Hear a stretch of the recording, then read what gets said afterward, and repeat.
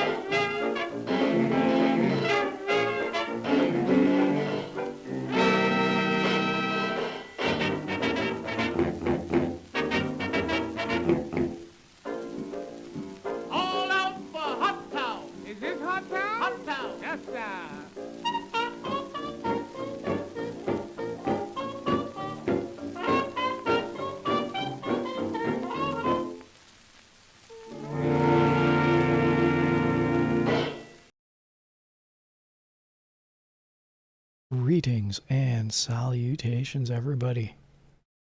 It's Tethercat, but it's not Tethercat. It's actually Tethercat, and we currently have Bailiff Otterkate with us today. Hello. There you go. Thanks for saying hi, and thanks for joining us in the channel. It's great to have you aboard. And I'm going to set up. So yeah, this is the first stream I've had back in a while. I gotta admit, I'm a little excited to have everything back up and running. How does it feel to be back on YouTube there, Bailiff Otterkate? I'm ready to dish out some justice. That's greater enthusiasm than I could ever ask for. I'm so glad. Also, it is open voice chat, and we do have other people who may be joining us. So when those people arrive, we'll deal with that as it happens. Meanwhile, shall we get into the first case of the evening? Let's do it. All right.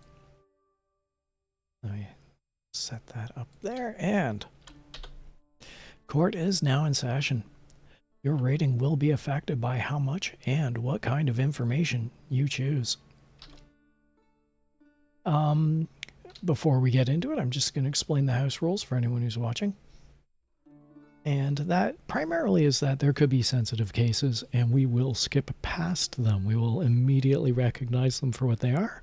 We'll issue a prison sentence for 99 years and try and blow through it as fast as possible. The other house rule is that we do not administer the death penalty. With that said, The defendant is to be sentenced for the crime of kidnapping. Kidnapping. And let's take a look at the details of this case.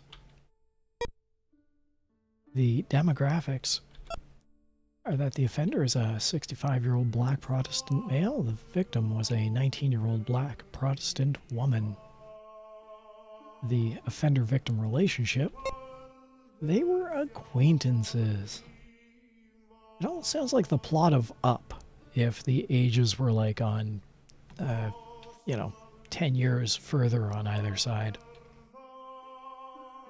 That was the plot of Up, wasn't it? Where the old man kidnapped the little kid, put him in a house? I'm not sure we were watching the same movie. I'm certain we were. Let's look at the weapon used in physical injury. I hope there's a dog involved. The victim has become sexually impotent. Oh, that's horrible. The property damage or loss was $34,000. Case of kidnapping. Phew. And the excuse given for this crime. The offender said he needed money for a friend's sex change operation. I believe we can clearly rule out the Up theory on this one. I sure hope so. I hope so too. Let's take a look at the offender's criminal record. And by the way, how old was this guy? He was 65 years old. 65. Yeah. The offender's criminal record, this 65-year-old's adult prior crime types are unavailable. The prior arrests and convictions are none. So far, so good. The fugitive status on the day of the crime is that he's not a fugitive. So far, this guy is pretty squeaky clean. Aside from the kidnapping. And the $34,000 and the sexual impotency. Let's look at the offender's reputation, shall we? He's a con artist. I would suggest he's a pretty savvy con artist who has never been caught for doing what he's doing. That is pretty impressive. It is. Well, let's look at the pre-sentence report. And we're going to take a look at the personal details. This 65-year-old man is unmarried. He is frequently intoxicated, and he is an expellee from a reformatory. As well, his employment history is that he's a psychiatrist. Ooh. What? That's a dark turn. That was unexpected. Indeed. Let's take a look at the courtroom prosecution details. The defendant pleaded guilty. You know what? He owned up. He just said, yup. Letters to you urge leniency. Interesting. Those are the facts. Do you care to look at the offender's upbringing or mental history in this case? I am a little bit curious about mental history. Are you now? Well, let's take a look. The offender is borderline normal, just like you. It's quite the assumption to make that we're normal. That is one heck of a leap that this 1984 game is making. Well, I mean, we can't refute evidence. And once again, this is evidence. We can't refute evidence like that. Shall we look at the clipboard of justice?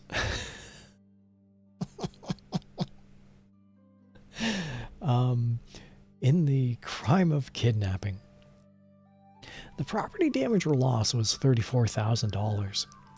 The offender and the victim were acquaintances. The victim has become sexually impotent.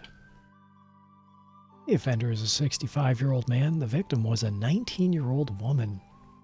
The offender said he needed money for a friend's sex change operation.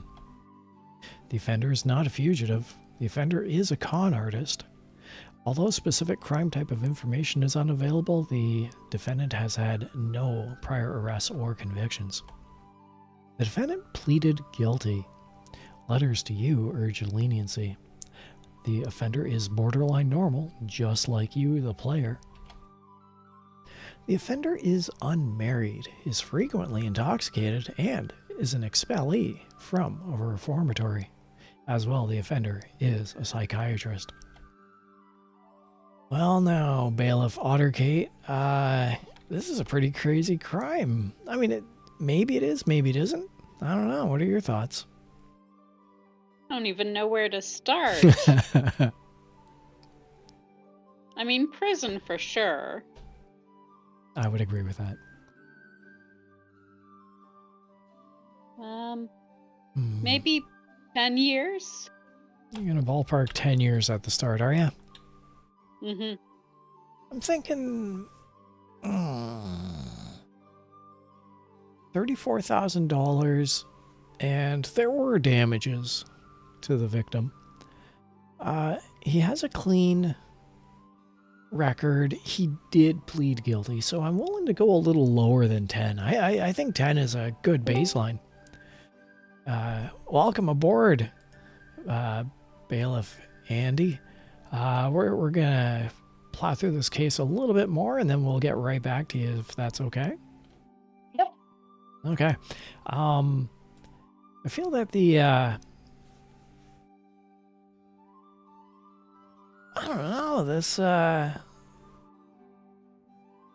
I'd be willing to go 5 years, and maybe lower, simply because once again, he's pretty innocent, all things considered. What do you suggest there, Bailiff Ottergate? I'd be willing to go down to 7, but no lower than that. You're doing 7 as a low end and no lower. I can live with 7. I can live with 7. And with that said, let's take a look at how we scored. Prison, 11 years, 5 months. Ooh, I think both of us were in the wrong on that one.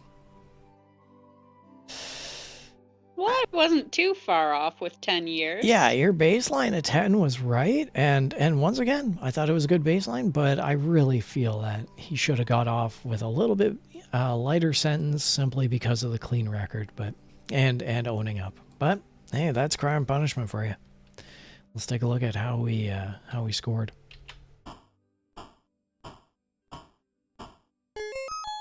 Now we got 5 gavels. Not bad. Gavels. 5. Judicial IQ. 98. Well done. And now let's formally welcome in Bailiff Andy T-Rex. How are you doing tonight? Good. How are you? No, we're just doing swell. Let me just... You've got a transparency filter. You got a lot going on your end, so we're just going to keep your little icon as is, and we'll deal with that off stream if that's okay. Yeah, sure. All right. Now it's time for our next case. By the way, Bailiff Ottergate, Bailiff Andy T-Rex, Bailiff Andy T-Rex, Bailiff Ottergate. Hey. Greetings. This is crime and punishment, where sometimes we know each other and sometimes we don't. Time for our next case. Remember, it is how much and what kind of information that is important. The defendant is to be sentenced for the crime of cat burglary. So they stole some cats? It sounds like they stole all the cats. Crime. I will never not make that joke whenever we get cat burglary. And I feel you're Just one. absolutely justified in that assumption. Hey, I see Minnie96 in the chat. How are you doing tonight? Welcome aboard. As always, we're going to be running through the cases, and if you feel like you have something to say, something to add, and as well sentencing and length of sentencing, throw them at us. We will definitely take those under consideration. Right now, we're going to look at the details of this crime. Yeah, we're going to look at the weapon used in physical injury. Or sorry, no, the demographics. I'm getting all out of order. The offender is a 28-year-old white Jewish woman. The victim was a 19-year-old white Jewish male. The offender-victim relationship, the offender and the victim were strangers. We're going to hop back to demographics for a moment because Mini-Me does have a question, and it's a very usual question, one Mini-Me always asks, and I'm going to put it to both of you as well. Mini-Me is asking, how are you guys doing? So, Bailiff Ottergate, how are you doing tonight? Doing pretty good. There you go. And Bailiff Andy T-Rex, how are you doing tonight? I'm doing all right. I had a bit of a rough day, but I'm glad it's close to over. So this is a good way to end it. Good way to wrap it up. Wonderful. And if anything, the best way to end a rough day is to put punishment on those who deserve it. I am also having a bit of a rough day, but once again, let's punish some crime doers. So, the offender is a 28-year-old white Jewish woman. The victim was a 19-year-old white Jewish male. The offender-victim relationship is that they were strangers. The weapon used physical injury on this case. There was no personal injury. Property damage or loss, however, for the crime of cat burglary was $91,000. Wow. That is a lot of cats. The excuse given for this crime is that the offender said she had to have money for a gambling debt. That's a lot of cats to gamble. Yeah. All right, now Bailiff Ottercade has infected me, and I'm just talking all about the gambling and the cats and the cat burglary cats. Let's look at the offender's criminal record. The adult prior crime types for this, I think she was 28 years old. A specific crime type of information is unavailable. Prior arrests and convictions, however, none. Uh-oh. It's not that this is a red flag that the game's going to crash, and perhaps it might, but it's more a red flag that we're not going to be able to sentence for leniency like that last case, because let's face it, the baseline was the true measure.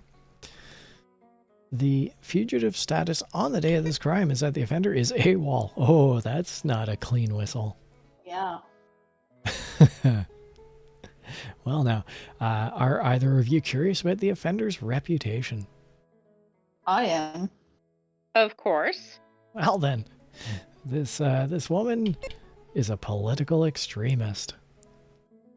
Huh. She's a cat burglar and a political extremist. Let's look at the pre-sentence report. And we're going to take a look at her personal details. This 28-year-old woman is married, she drinks temperately, and she has a high school equivalence diploma.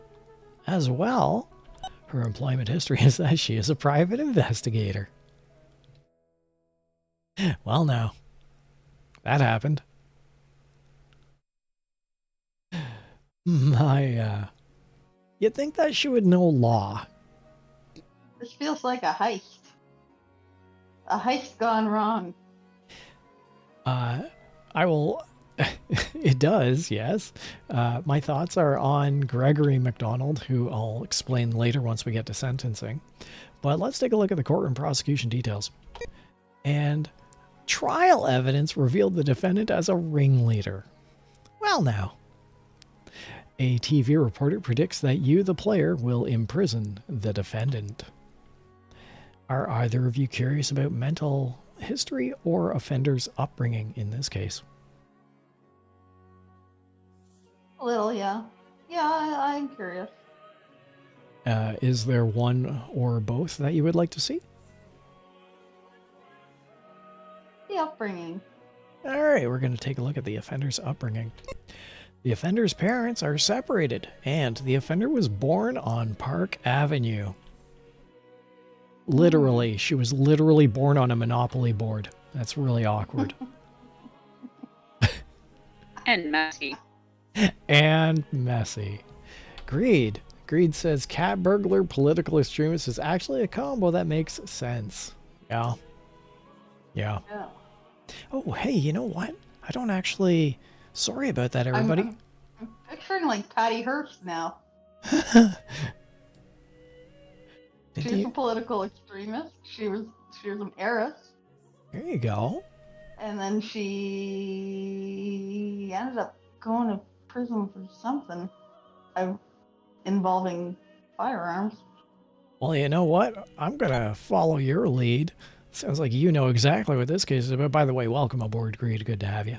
Let's review the known facts with the clipboard of justice. And in the crime of cat burglary, the property damage or loss was $91,000. The offender and the victim were strangers. There was no personal injury. The The offender is a 28-year-old woman. The victim was a 19-year-old man. The offender said she had to have money for a gambling debt. The offender is AWOL. The offender is a political extremist.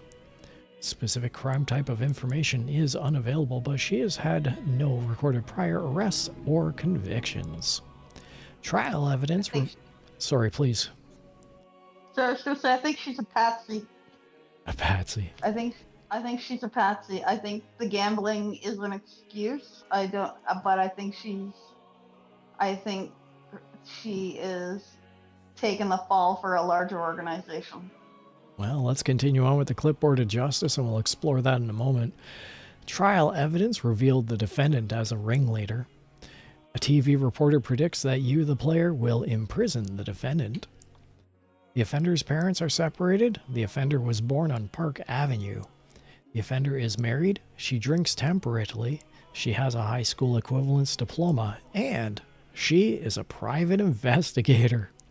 Now then, Bailiff Andy T-Rex, it sounds like you've got your thumb on the pulse of the nation. Please, by all means, tell us your thoughts. And for those in chat, throw in what you think the sentencing and amount of sentencing should be. Go ahead.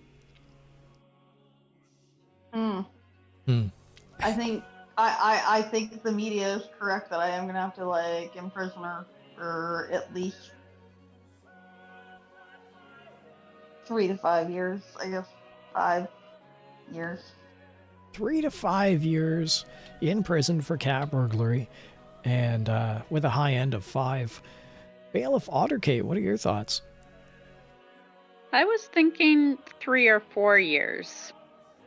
Oh, all right. So we have a commonality of a low end 3 years, but kind of a split on the high end of 4.5 between the two of you. Is there any weight to your reasoning there, Otterkate? Not really. Okay, that's fair. I'd be willing to lower it to 3 or 4. Willing to lower it to 3 or 4. Then let's, if that's the case, let's do 3 months, 3 years, 6 months, just temporarily. Greed in chat says probation because we have to assume she is Catwoman. I like that reasoning. And Mini-Me suggests prison. Assuming she's not Catwoman, I think that she's relatively squeaky clean. The AWOL thing is kind of a reason to pump it up a little bit. $91,000, nothing to sneeze at. So I would be willing to go on a higher end of 4 to 5. I'd actually go with that 5-year suggestion from previous.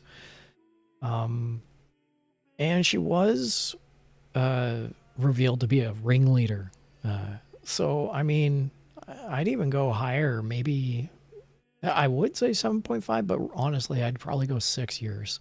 That's my suggestion, but the two of you were kind of split on 3.5. Does my justifications sway either of you in any way? I'd be interested to know how they, what evidence they had that she was the ringleader. But I also kind of think it'd be cool if we could put an addendum of got her sentence talked down because she talked on somebody else. Like I said, I still feel like I kind of wanted to go lower because I feel like she is taking the fall for someone else. Like she might be the ringleader on a lower rung, I guess. Right. So she's not ringleader of a crime syndicate. She's ringleader of a supermarket theft syndicate. Yeah, or in the case of this specific case, she burgles cats. The political extremist part makes me feel like there's this money's getting funneled somewhere. It's not for a gambling debt. Now that's an interesting take. Bailiff Otterkate. Which is why I said I thought she was a patsy. Bailiff Otterkate, what are your thoughts on all this? There's some interesting points being made. I'd be willing to go up to 6 years. All right.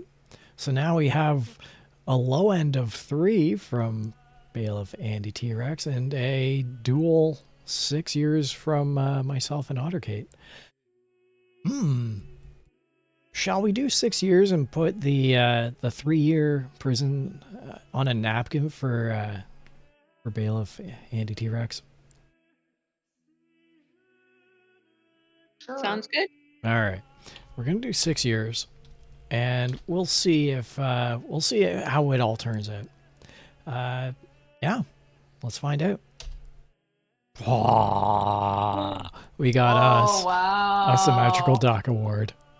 Allow me to turn off the music for a moment. I'm going to put on the symmetrical duck music, which is actually not here. I don't have it set up. All right, hold on a sec. I know, hold on. We're not quitting the screen. I just got to grab the symmetrical. Paste. And boom. Hello, folks. You know, I've been picking and trying to pick up banjos for 40 years or more. I used to just play the imitations, but now I'm going to give you a little of the variations of Casey Jones. There we go. We got the symmetrical duck award.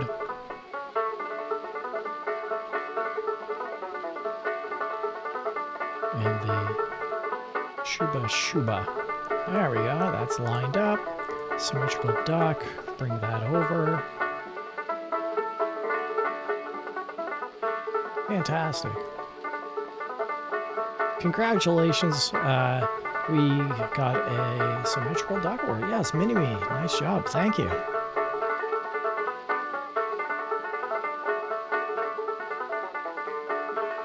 It really was a group effort on this one. Yeah, it kind of was. Yeah, that was a really good call. All right. So that's our first symmetrical duck award of the night. And, you know, I'm pretty proud of all of us for this one. Let's take a look at how we scored.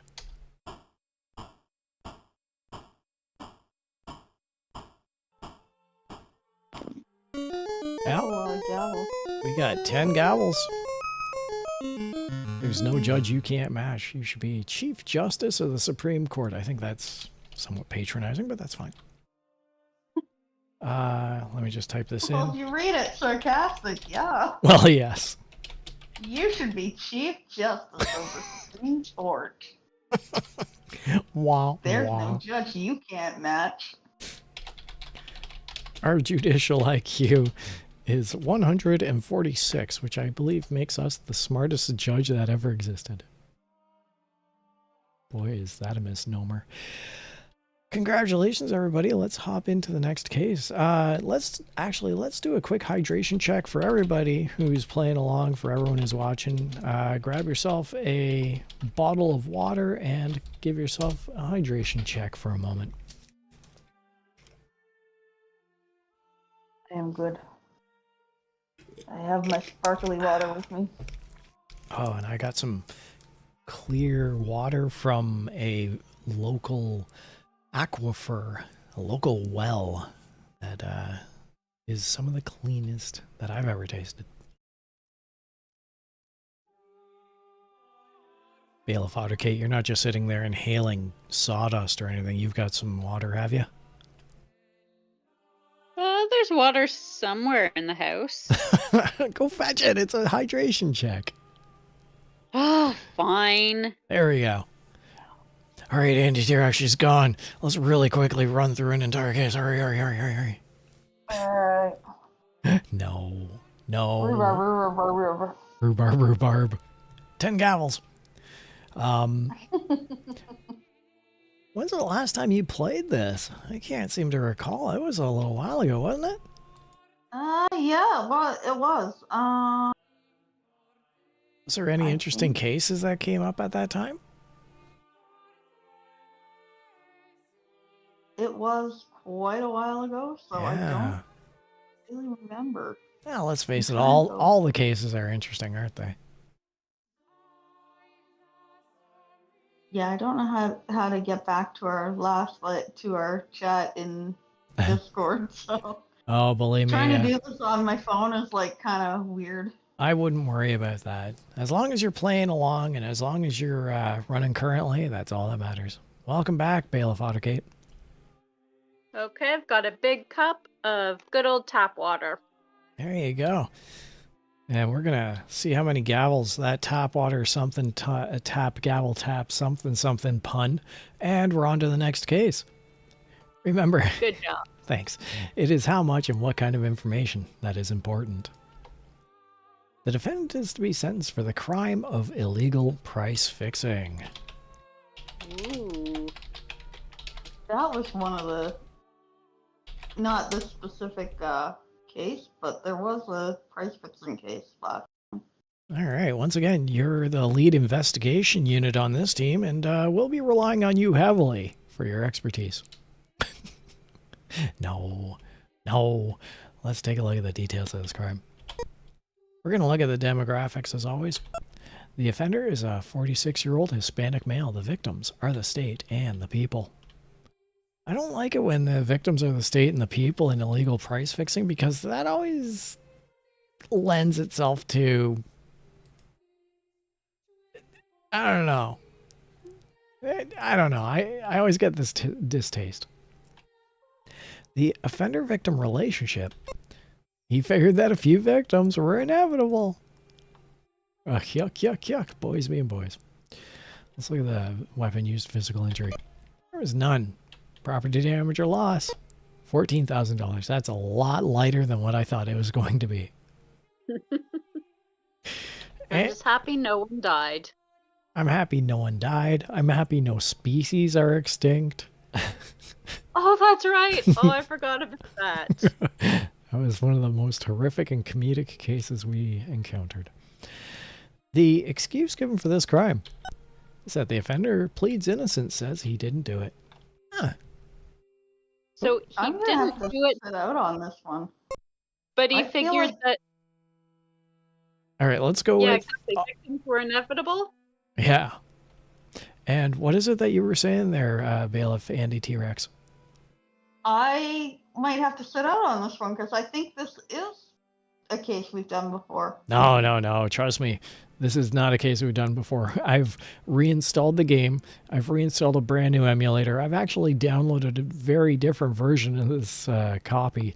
And I've formatted my computer. So believe me, this is not going to be the same case. All right. All right. Let's take a look at the... although, with that said, you know what? Right now, Bailiff Andy T-Rex, what are you going to sentence this as? I'd be inclined to throw the book at them. There you go. That's the... But if memory serves correctly, this judge is not so much a friend of the common man. I believe you remember correctly. Let's put it on a napkin, throw the book at him. Let's take a look at the offender's criminal record. How old was this guy, by the way? I'm just going back. 46 years old. The offender's criminal record is that his adult prior crime types include drunk driving. Prior arrests and convictions are 4 recorded prior arrests and 2 recorded prior convictions. His fugitive status on the day of the crime. He's a jail escapee. Oh. I hope he did it with like a stick of dynamite or a horse tied to the ropes. And he's got like a ball and chain attached to his ankle still. And he's in black and white stripes. Yes, absolutely. The black and white striped pajamas. Are either of you curious about the offender's reputation? Yes. Oh, I am. The offender is a troublemaker. Troublemaker. He's got the affluenza. Affluenza. Troublemaker. He's troublemaker. He's got the drunk driving record. He's clearly like got some kind of like business thing going on if he's able to fix pricing. Although he says he didn't do it. No, I'll give you that. Otter Kate, you said that you were going to say something No. on his being a troublemaker. All right, let's take a look at the pre-sentence report then. And we're going to take a look at his personal details. This 48-year-old is recently divorced. He drinks a lot of tea and has a correspondence school degree.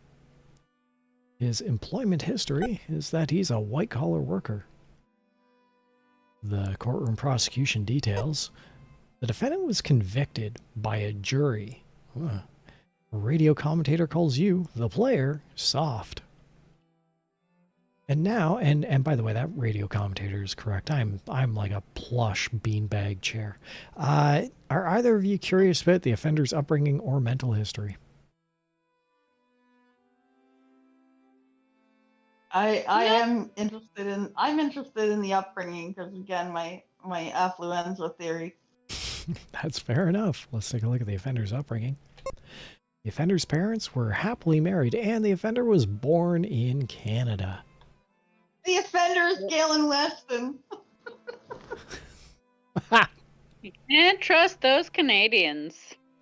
1984 price fixing. Can't trust those Canadians, especially if they are Galen Weston. All right. Shall we look at the clipboard of... I sentenced you to a $25 gift card. Oh. But I'm ching, Bob, blah, blah. Let's take a look at the clipboard of justice. And we're going to look at the crime of illegal price fixing for 1984. The property damage or loss was $14,000. The offender figured that a few victims were inevitable. There was no personal injury. The offender is a 46-year-old male. The victims are the state and the people. The offender said he didn't do it. The offender is a jail escapee. The offender is a troublemaker. Prior crimes include drunk driving, and there have been 4 recorded prior arrests and 2 reported crimes. The defendant was, the defendant was convicted by a jury. A radio commentator calls you soft. The offender's parents were happily married, and the offender was born in Canada. The offender is recently divorced, drinks a lot of tea, has a correspondence school degree, and is a white-collar worker. And this is your opportunity in chat. If you have any thoughts on sentencing and length of sentencing, now you can put them in. Shall I go first on this one? For it. Well, I mean, and I don't really have any thoughts here, so I'm going off the cuff. Legal price fixing seems like it's a federal crime, but then again, I always think everything is a federal crime just outside of jaywalking. For $14,000, I would suggest a 2-year prison term as a baseline. He thought that that a few victims were inevitable, but he also pleaded innocence. And if we do go by the Galen Weston theory of a business, then it really should be a harsher sentence. But again, for only $14,000, I mean, well, whatever. It was pretty low end. I'd say baseline 2 years of prison. That's my opening bid. Who suggests something else? Well, I wonder about, I mean, he has had 4 prior arrests and 2 convictions. Yeah. And he escaped jail. Oh, yes. I would think that would bump it up a little. I believe you are correct. Do you have any suggestions on sentencing and the length thereof? 5 years? Ooh, from 2 to 5. Bailiff Andy T-Rex, what are your thoughts on the case and the sentencing? I'm kind of standing by my original throw the book at him. Ooh. But I would also be good with 5 though. But I would be willing to go as high as 10. Oh, 10. The guy just sounds like a problem. He does sound like a problem. Like repeat offender. He's an escapee. He's clearly got he's got resources. You know what? I'm willing to lean into both of your talking points, and This 5 years suddenly sounds much better than my opening 3, too. Mini-Me over in chat says prison 3 to 5 years. So it seems like 5 years is a pretty good consensus for all of us. Is that about right? Sounds good to me. Okay. With that said, let's take a look at how we scored. Oh, 10 months, 20 days of jail. And they called us soft. Yes. A Exactly. radio commentator calls us soft. Once again, kids, never listen to radio. All right, let's take a look at our score. Only one gavel. Perhaps we should study medicine. I think this judge is being paid off. Gavels went down to 1. Judicial IQ went down to 101. Man, where'd the time go? Well, shall we hop into another case? That was a question. Oh, Oh, yeah. Because you know, we'll probably play to the top of the hour at the least. And I'm just kind of always making sure that the bailiffs are well mentally healthed. How's that for a good set of words? Anyway, The top of the hour will work for me because that'll be close to bedtime. sounds fantastic. And again, it's open voice chat, so we might get some other bailiffs and we might extend this to tomorrow afternoon. Now it's time for our next case. Remember, it is how much and what kind of information that is important.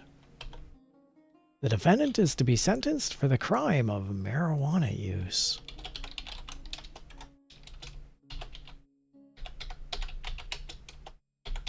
can we throw out the case if it's something that's Yeah. not a crime anymore? Oh, once again, this is a 1984 game that we're playing, and we do try and play the game from 1984, albeit we definitely skew it with our 2024 sensibilities. If you want, we can right now, we can just go probation 1 month and take the hit. Or jail 1 day. That's up to you two. I'd go a month probation. Wow. All right. Yeah, let's do it. Okay, let's review the known facts. Well. And now let's reach a decision. And we're going to go probation for 0 years. Actually, let's see if we can do 0 months. Sound good? Yes. Both of you just hopping on that. Oh, and judge sentenced it to 5 months and 5.5 months in jail. But that was a feel-good case, and I think that everyone wins in this scenario. Yay! Except us. Let's take a look at our score. Only one gavel? Perhaps we should study medicine. And medicine, no. And drugs. Crime. Yeah. I will remind the both of you that those little white icons in the background of the... actually, hold on, I'm trying to type and chew bubblegum. Those little white icons in the back of the game screen are the American flag. Oh, they are? Yeah. Oh, so yeah, I guess those would still have mandatory minimums in the states. In some states, at any rate. In 1984? Yes. Yes, they would have. Yeah. Even now.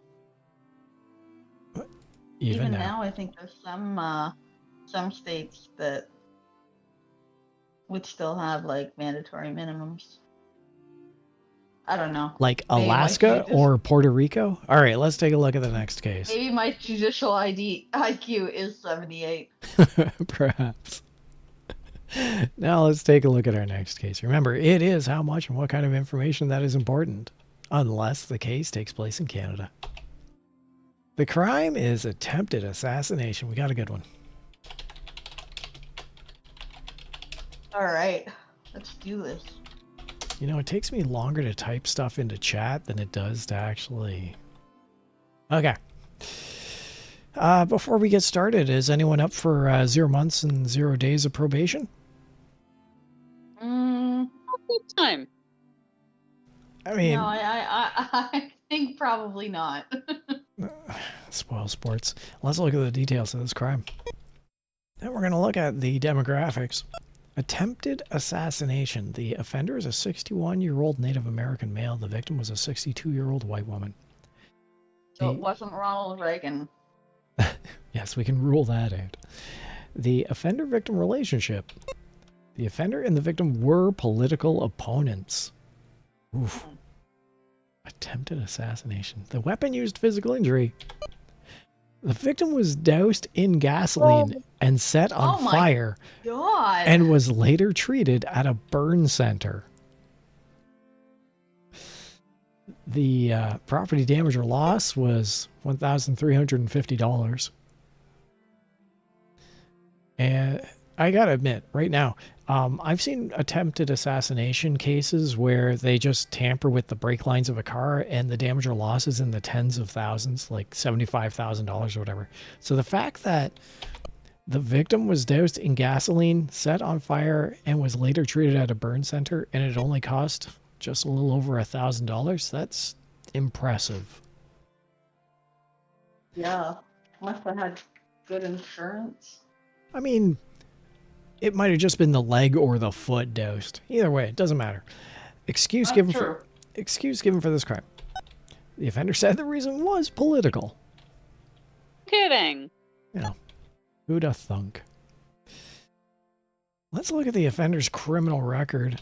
These 60-year-olds, these sextagenarians going at it. The adult prior crime types for the 61-year-old include drug offenses. Prior arrests and convictions include 4 recorded prior arrests, 4 recorded prior convictions.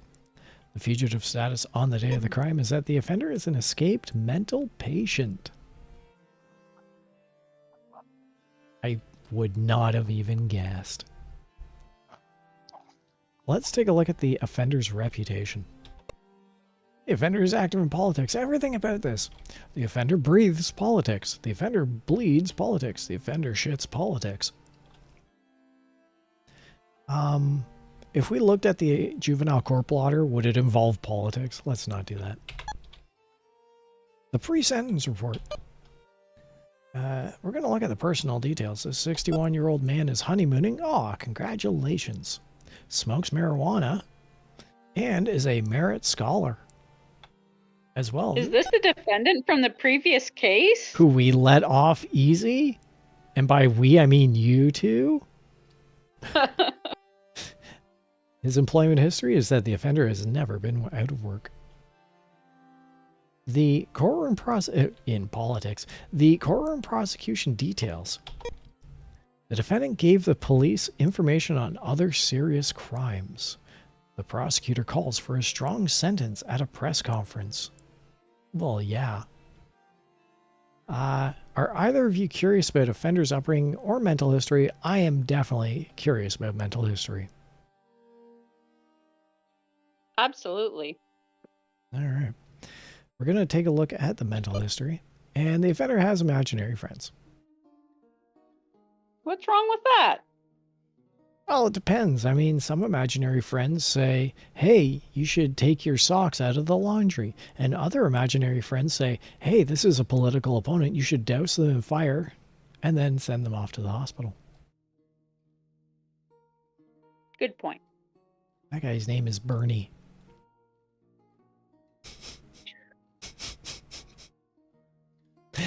Are you either of you curious about the offender's upbringing? Not really. I usually am. Yeah. Okay, well, let's take a look at the offender's upbringing then. The offender's mother was a prostitute, and the offender was raised in the inner city. Honestly, I don't really see how that plays into the case, but these things happen. Maybe that's why he started getting political.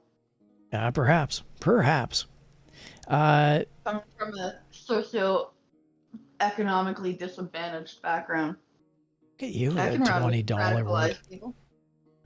Uh, I have to put that degree to use. yes, you do. And you know what? You're more than welcome to at any time. Are either of you curious to reach a decision, or shall we review the clipboard of justice? I'd like to review. All right. Let's review the known facts. In the crime of attempted assassination, the property damage or loss was $1,350. The offender and the victim were political opponents. The victim was doused in gasoline and set on fire and was later treated at a burn center.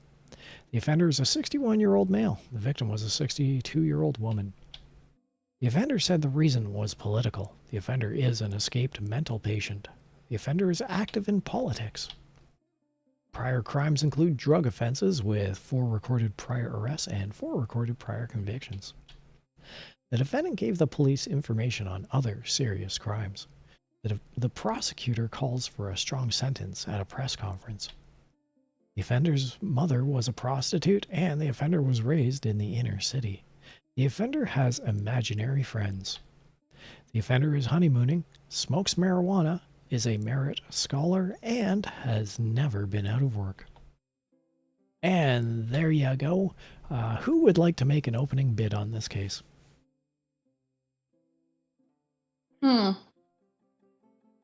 Does that mean me? No, this is. I'm not sure what to do with this, because this is a tough one, because trying to douse someone in gasoline and set them on fire is very, very serious. I sense a butt coming. I Thank you, just kind of wish translation there was Chad.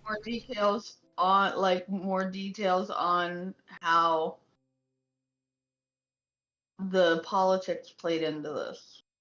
Yeah. Unfortunately, we don't get too much more information. The only other thing that we did not review was the juvenile court blotter, and I don't think that it's appropriate for a 61-year-old. No. So we got what we No. got. So what are your thoughts then? Attempted assassination, is that a probation-worthy item? No, I'm thinking there does need to be some jail or prison time. But so my personal theory here that there's perhaps some generational trauma happening with this defendant. Okay. Based on his background, based on his mental health history, on that, and which, like I said, that could have had a part to play in being radicalized. All right, so then let me put to a point where he would attempt to immolate a political opponent. All right, then let me put this to you. If it was attempted murder, would you do prison, jail, or probation? Fair point. And if it's attempted assassination, not murder, but assassination, would it be prison, jail, or probation? Fair point. So then, what's your opening bid for prison years? 10. Okay, we got an opening bid of 10. He did try and set someone on fire. Fair enough. Bailiff Otterkate, thoughts? I just want to make sure that because he is escaped from a mental institution, want to make sure that he does receive some mental health support. Mm-hmm. So I know that we can't exactly sentence that. So I do want some amount of prison time. I just don't know how much. Yeah, rehabilitation is definitely a key factor here. But with that said, he immolated someone. I mean, come on. He needs to be taken out of the system for at least a short amount of time. It's not even attempted murder. It's attempted assassination. I think 10 to 15 on this one, but that's just me. We also don't know what his other charges were. We know that at least one of them was a drug offense, but we don't know that the other ones weren't violent crimes. And That's true. and that's intentional. They could be violent crimes, but they could also be petting kittens inappropriately. Like, I don't know. Like, it could be literally anything. It could be jaywalking. We don't know what those don't knows are, and so we can only judge what we have on hand. Public urination. Yep. So I still maintain 10 to 15 years prison, and I'm willing to see if either of you will go up from 10 years. Go up to 12. Yeah, okay. I'd go to 12, yeah. All right. Then, and again, the only real reason is because it's assassination. If it was attempted murder, I'd probably be a lot more lenient to maybe 2 to 5 years. But attempted assassination, like, there's an insinuation involved with just that single word. Minimi in chat says prison 8 years or more. So yeah, I mean, there's just something going on here. Okay, are we ready to see what our score is here? Let's do it. Okay. All right. 13 years, 9 months of prison. We got ourselves our second Symmetrical Duck Award of the evening. Allow me to play some music. Hello, folks. You know I've been picking and trying to pick up banjos for 40 years or more. I used to just play the imitations, but now I'm going to give you a little of the variations of Casey Jones. There we go. We got the duck music going. We got our second Duck Award. Congratulations, everybody. Good team effort.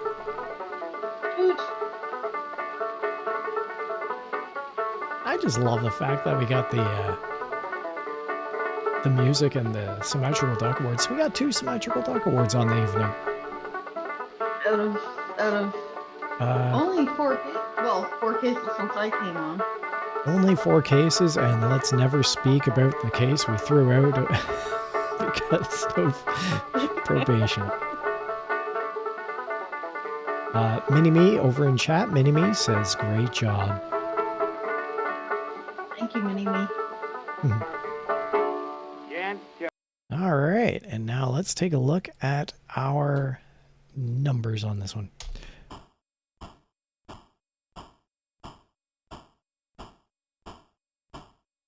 Nine gavels. I'll take it. You received 9 gavels. Have you ever considered a career on the bench? Definitely not. I once considered sleeping on a bench. In Central Park.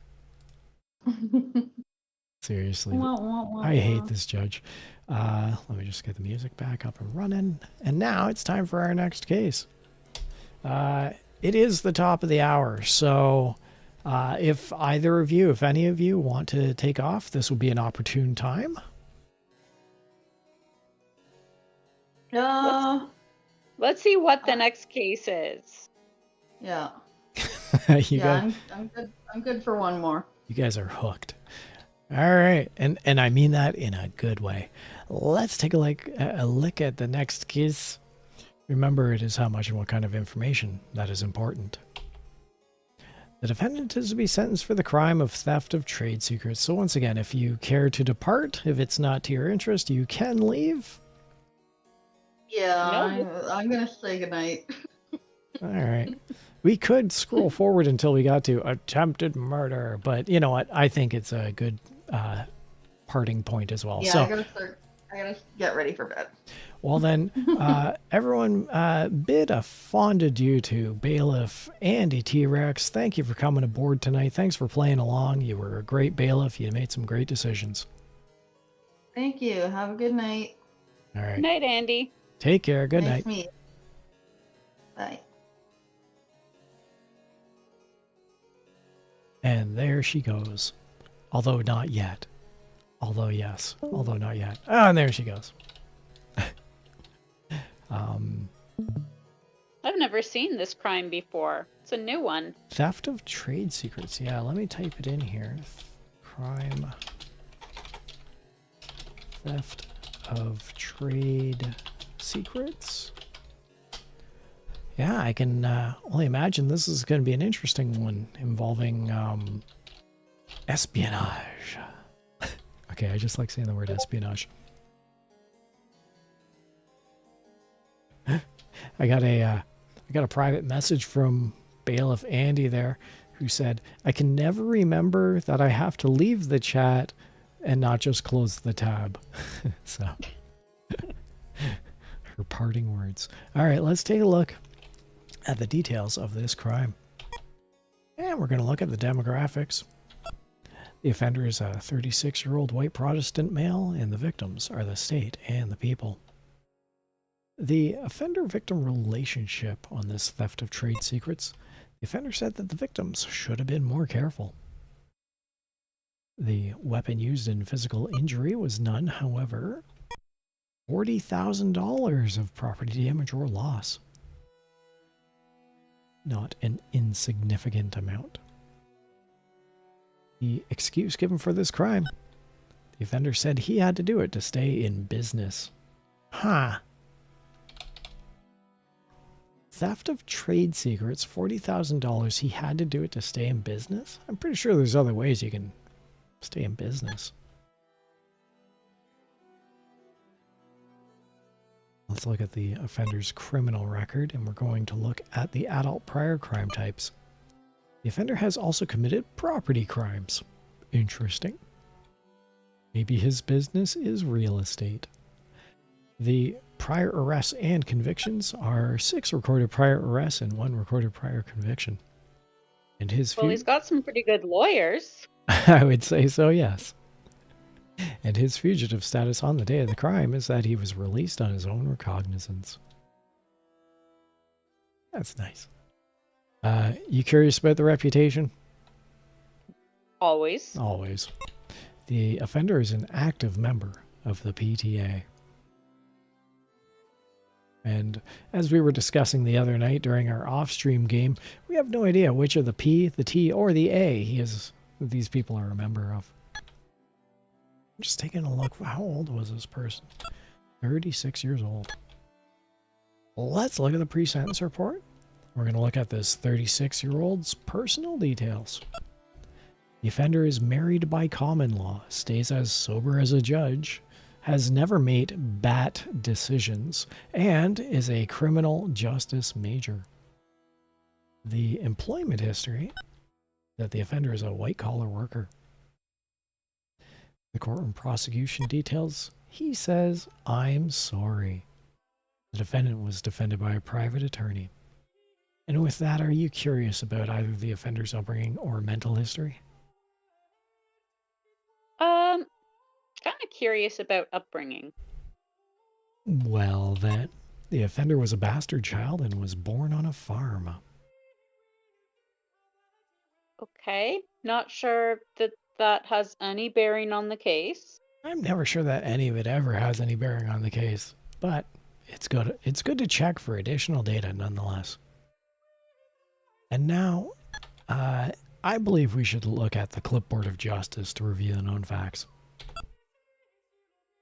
In the theft of trade secrets, property damage or loss was $40,000. The offender said that the victims should have been more careful. There was no personal injury. The offender is a 36-year-old white Protestant male. The victims are the state and the people. The offender said he had to do it to stay in business. The offender was released on his own recognizance. The offender is an active member of PTA. The offender has also committed property crimes. Prior recorded arrests are 6 and prior recorded convictions are 1. The defendant says, "I'm sorry." The defendant was defended by a private attorney. The offender was a bastard child, was born on a farm. Currently, he's married by common law, stays as sober as a judge, is a criminal justice major, and is a white-collar worker. Wow. Criminal justice major. You'd think he would know law. Well, maybe that's why he's only had 1 prior conviction. Yeah. I mean, you mentioned before he has some pretty good lawyers. he might just have those really good lawyers in a mirror. Huh. Interesting case. Theft of trade secrets, $40,000 had to do it to stay in business. What if his business is actually being like a legal advisor or some such? What if he is self-representing? He was previously involved with property law. This is the narrative I'm constructing.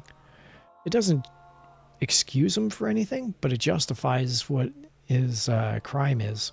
With all of that said, I think for the theft of trade secrets, although it might be a federal crime, I'm gonna say jail, but I'm gonna put him to maybe 36. Welcome aboard, Bailiff Stormy. I'm gonna put him to 36 months of jail. What are your thoughts? My personal headcanon is that he a recipe. Sorry, I didn't quite catch that. He what? Stole a recipe. He stole a recipe. Please continue. For chocolate chip cookies. Okay.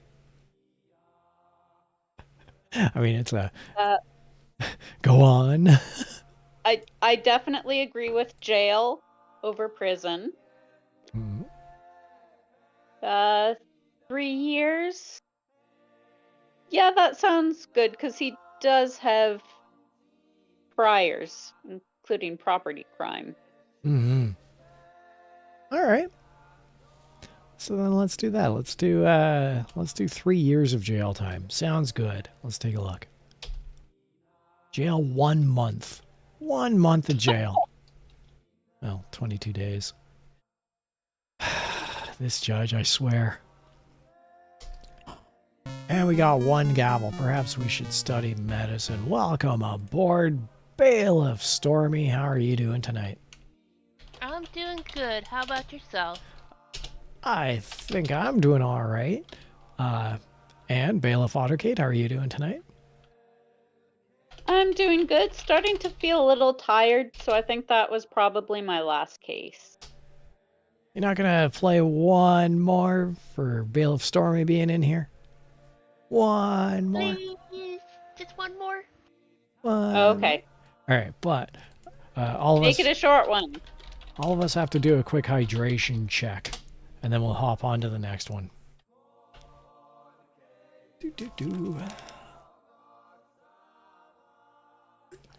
Okay. Hydration check performed. Now it's time for our next case. Remember, it is how much and what kind of information that is important. The defendant is to be sentenced for the crime of murder. See, aren't you glad you stuck around? Isn't that automatically 99 years? Not these ones. Usually sensitive cases are 99 years, but in this, this game is really incredibly boring, and murder is one of the most exciting parts that justifies the whole game. So we don't do 99 years.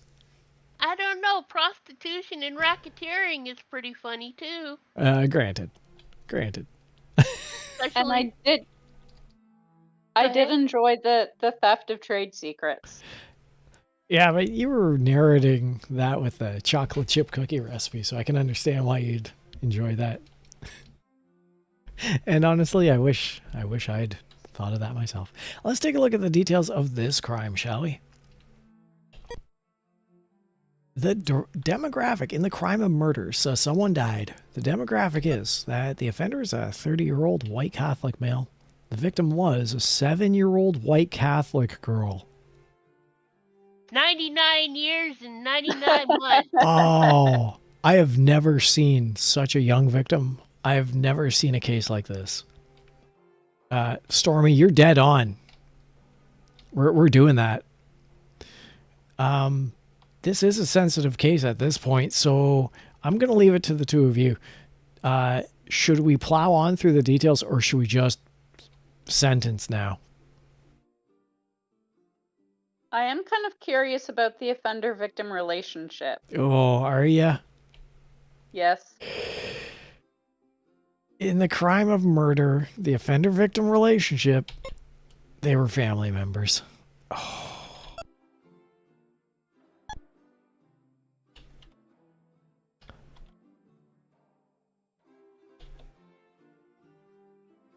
What do you guys say?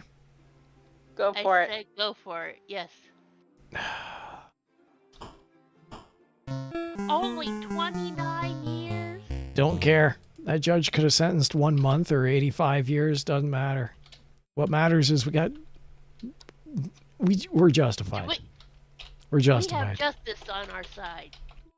Damn, Skippy. I've never felt so justified issuing a 99-year and 99-month prison sentence. And I want to serve in kangaroo court. Sounds awesome. I gotta admit, that's pretty good too. I'm surprised that the judge even gave 2 gavels. He wasn't even like, "Oh, that's the worst sentence I've ever heard." He was like, "Okay, granted, I understand, and you're not getting 1 gavel. You still did horrible, but you're not getting 1 gavel." Okay. I know we said that was not going to be it, but would you care to do one more case?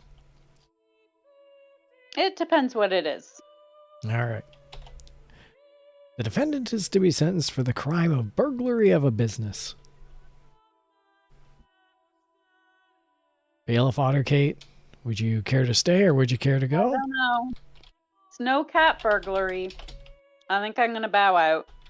All Oh, right. now watch it be cat burglary.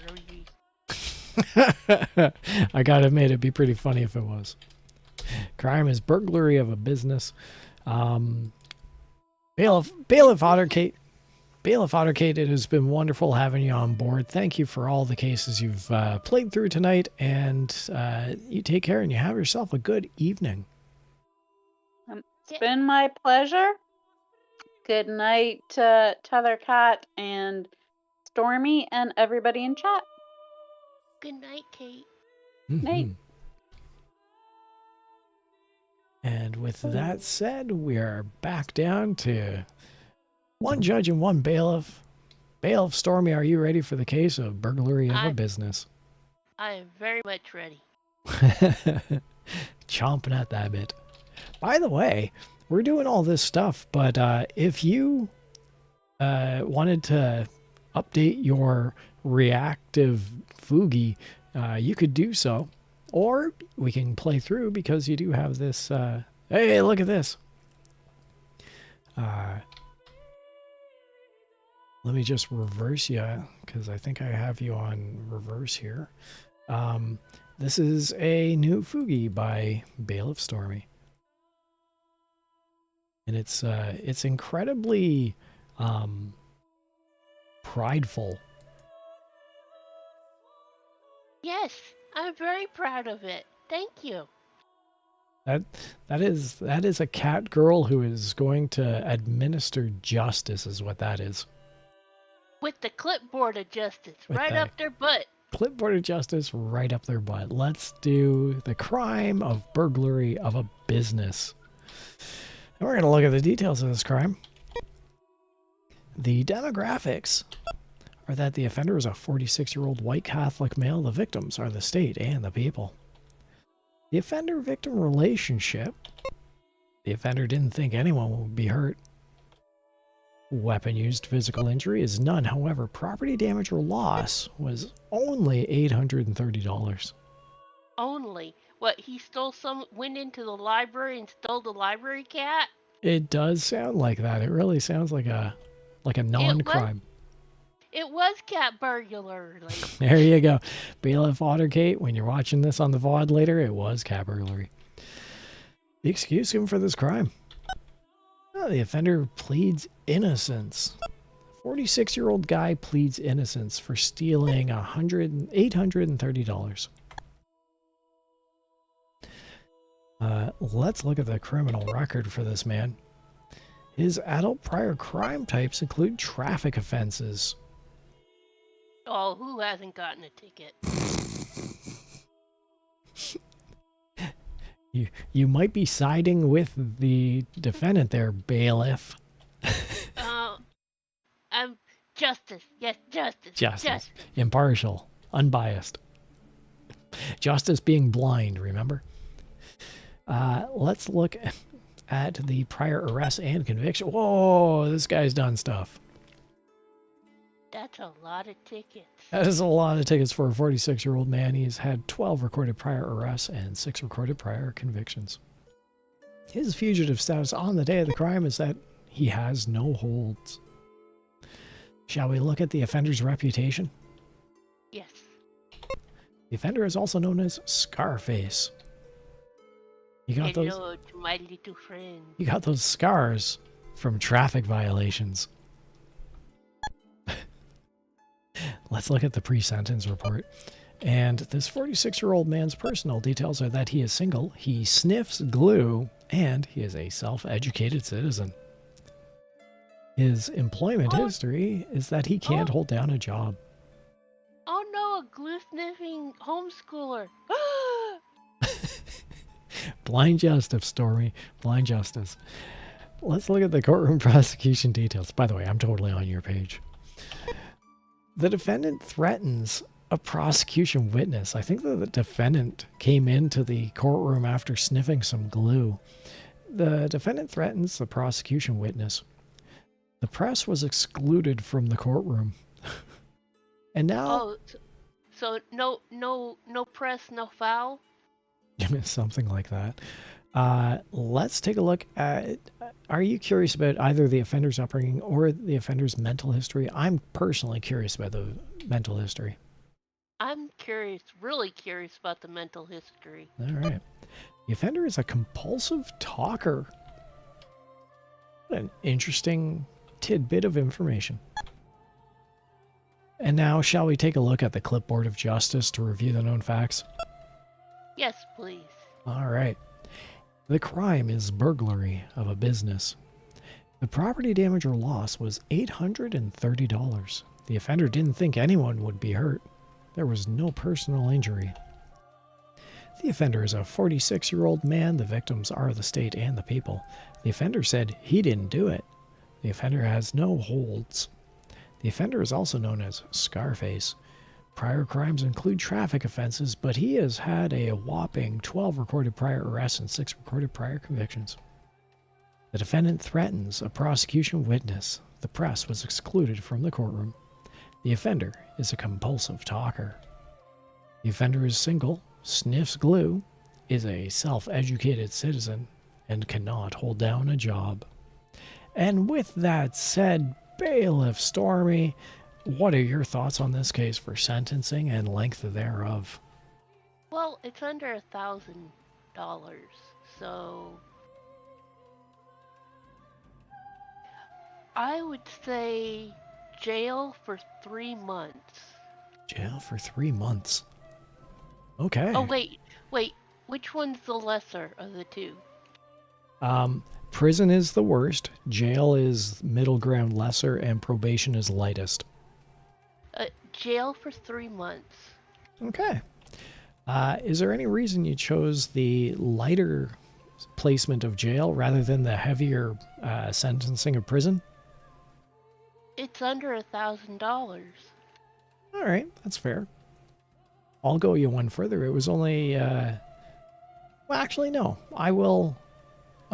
see, I don't know. I can't reasonably agree with you on this one. There's too many other factors.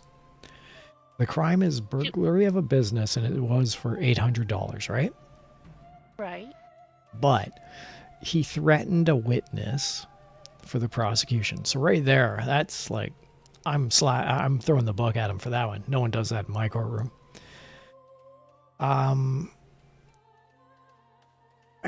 He pleaded innocence, and it was only for $800, but then he goes and threatens. So I think that his plea of innocence is false. So Oh, I do too. So But the priors are traffic offenses. no. That's speeding tickets and car accidents. Granted, but his prior offenses included traffic offenses. Now, as we stated in prior cases, the others might have gone anywhere from jaywalking to murder. We're not certain. They just included traffic offenses. And over in chat, Minimi says jail 2 years or more because this game is unfair and unpredictable. By God, you got this. Yeah, you know exactly what's going on.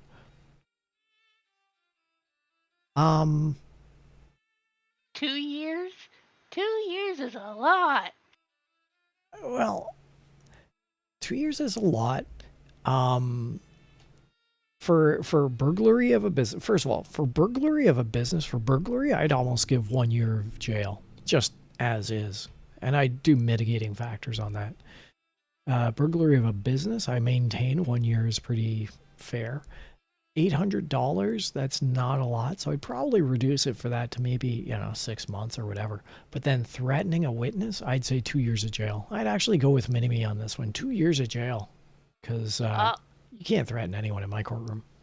Okay, I stand by the jury and the judge. Well, I mean, we can barter if you want. You said 3 months, I said 2 years. Do you want to go a halfway ground of, say, a year? Or a little more than a year?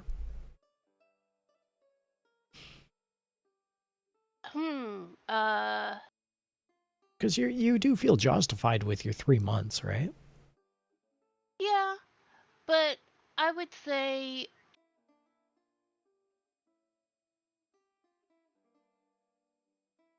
how about a year and 3 months? Okay. You know what? That is a halfway mark. So we'll do 15 months of jail time. A year and 3 months. 15 months of jail. Thank you for your input on that, Mini-Me, by the way. As always, we do take that into consideration. And now let's take a look at how we scored. Prison, 2 years, 9 months. For $800 on burglary of a business, I think that's a little heavy-handed. But what do we know?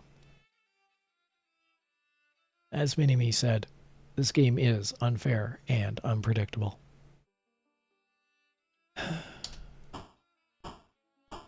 Still, you got 4 gavels. Woohoo! You might be ready to handle traffic court. Try some more cases to improve your score. Yeah, even Mini-Me is like ... Gavels 4. Judicial IQ 75. You know what? I'm willing to take the hit on that one because the previous case of murder we sentenced to 99 years and 99 months of prison, and I feel justified on that one. Totally. Yes. So, you know what? We'll run with it. Are we up for another case, are we? Sure am. Sounds good. Now it's time for our next case. Remember, it is how much and what kind of information that is important. The defendant is to be sentenced for the crime of possession of a deadly weapon. Okay, that's interesting. Yeah. Doesn't say he used it. That's correct. Bailiff Kate and Bailiff June, as well as myself, had a similar case before. And I won't get into those details, but yes, it was that the defendant was just seen walking around with a deadly weapon and was caught in possession of. So that's how this rolls. However, that was that case, and this one's this one. Let's take a look at the details of the crime. And we're going to look at the demographics. The offender is an 18-year-old black male. The victims are the state and the people. And I want to point something out here.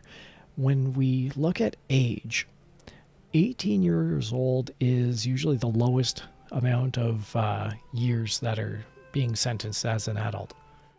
I say that because when we get to prior arrests and convictions, the 18-year-old who may be 18 years old and 1 month or 1 day old, or 18 years old and 364 days old, we'll see how the priors and the convictions go. At any rate, this 18-year-old said the victims and the state are the people. The offender-victim relationship, society is the victim. Possession Society! Society is the victim. Possession of a deadly weapon. Let's take a look at the weapon used in physical injury. The Defendant was carrying around a .44 Magnum. Possession of a .44 Magnum. The property damage or loss was none, and the excuse given for this crime. The offender said the devil made him carry around a .44 Magnum. It's an interesting take. I have to agree there. Let's look at the offender's criminal record. Once again, keeping in mind he's an 18-year-old being tried as an adult. Let's take a look. His adult prior crime types, unavailable, and his prior arrests and convictions are none and none. So, let's assume that he was 18 years and 1 day old. Happy birthday. His feature... Got arrested on his birthday. Oh, the luck. He was just bringing the gun to light the candles. Light the candles up, maybe. Let's look at the fugitive status on the day of the crime. He left an alcohol detoxification program. Oh, that's unfortunate. Who said he was in there? He could have been visiting his mom. Once again, constructing the narrative. Let's take a look at the offender's reputation. He's a regular churchgoer. Yeah, well, he believes that the devil made him carry a .44 Magnum, so there's that. That all lines up properly, yeah. I think typically we don't usually look at juvenile court blotter. In this instance, he's had no prior recorded arrests or convictions. He's a churchgoer. Should we look at juvenile court blotter, or should we just leave that alone? I think we should look at it with him being 18 in a day. Okay. Juveniles' offenses include truancy. He didn't go to school very often. I say that, but you know what? I got perfect attendance throughout all my years of school, with the exception of sick days, and even then. And with that said, I was a truant student as well. So who am I to talk? I was thrown out of school for truancy. Maybe over in chat says a fraction of age in days, weeks, and months makes an unfortunate difference. Yeah, isn't that the truth? Let's look at the offender's. We did the criminal record, so let's look at the pre-sentence report. And this 18-year-old's personal details are that he is engaged to be married. Congratulations. He doesn't drink. He's a seminarian, and his employment history is that he's a shop steward. That's actually impressive for an 18-year-old. The courtroom prosecution details are that a probation officer recommends probation, doing his job. 60 minutes demands an interview, which is weird. And now we get to offender's upbringing and mental history. Do either of those factor into this case, do you think? I don't think so. I don't think so either. And with that said, do you think it's time to review the known facts, or shall we pass judgment?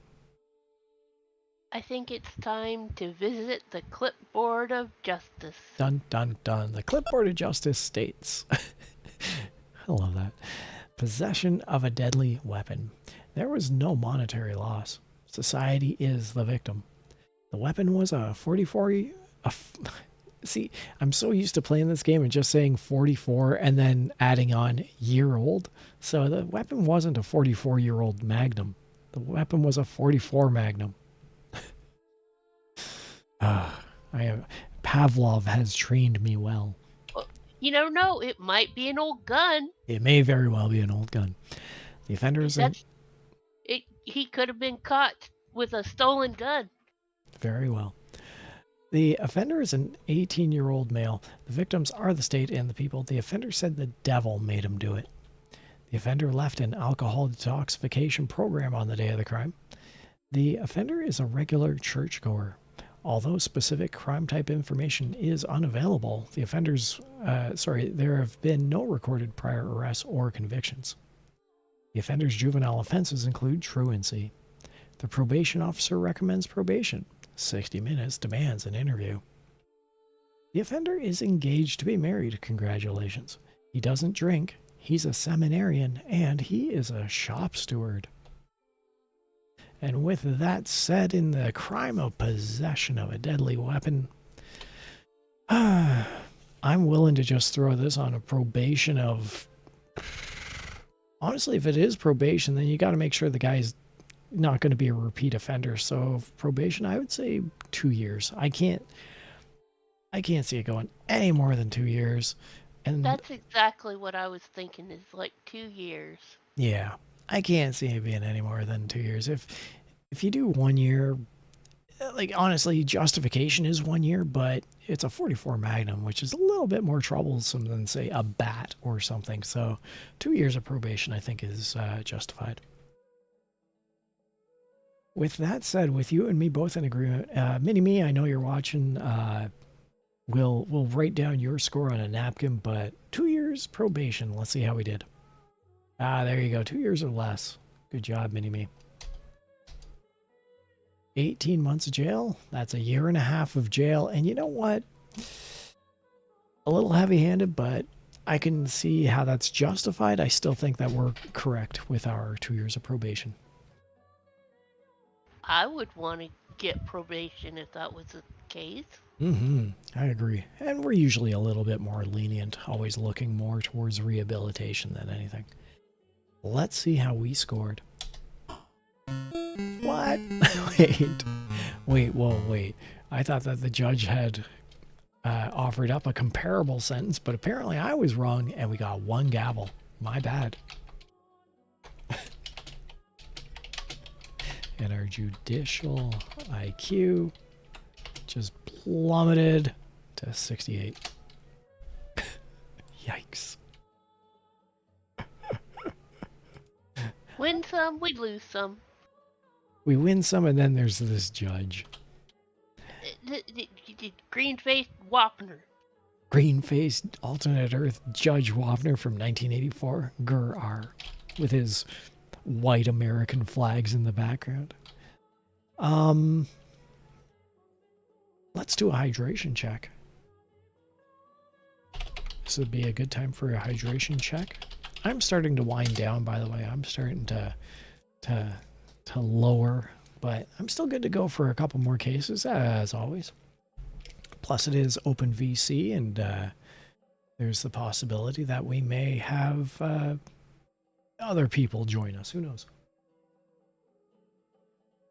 Or even return people. Perhaps insomnia will hit and they'll come back. All right. Bailiff Stormy, are you ready for the next case? I am so ready. Your enthusiasm is going to carry both of us through the night. The defendant is to be sentenced for the crime of assassination.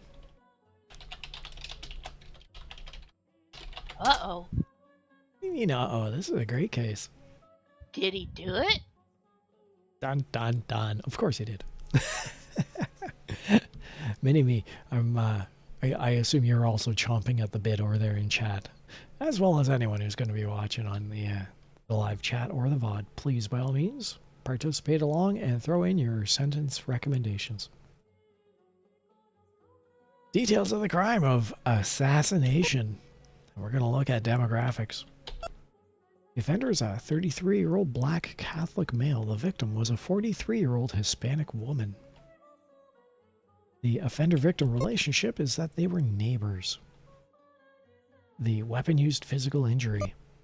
The victim's brain was blown out with a high-powered rifle. Ouch. Jeez, he should have just told her to turn the music down. Well, we haven't quite gotten to the excuse him for the crime yet, so it might not be a case of music, but we'll see how that plays out. The property damage or loss was $500,000. Whoa. That's there? Jail. That's jail money. That's, no, prison money. I'm with you. I know where you're going. That's a little chaotic, isn't it?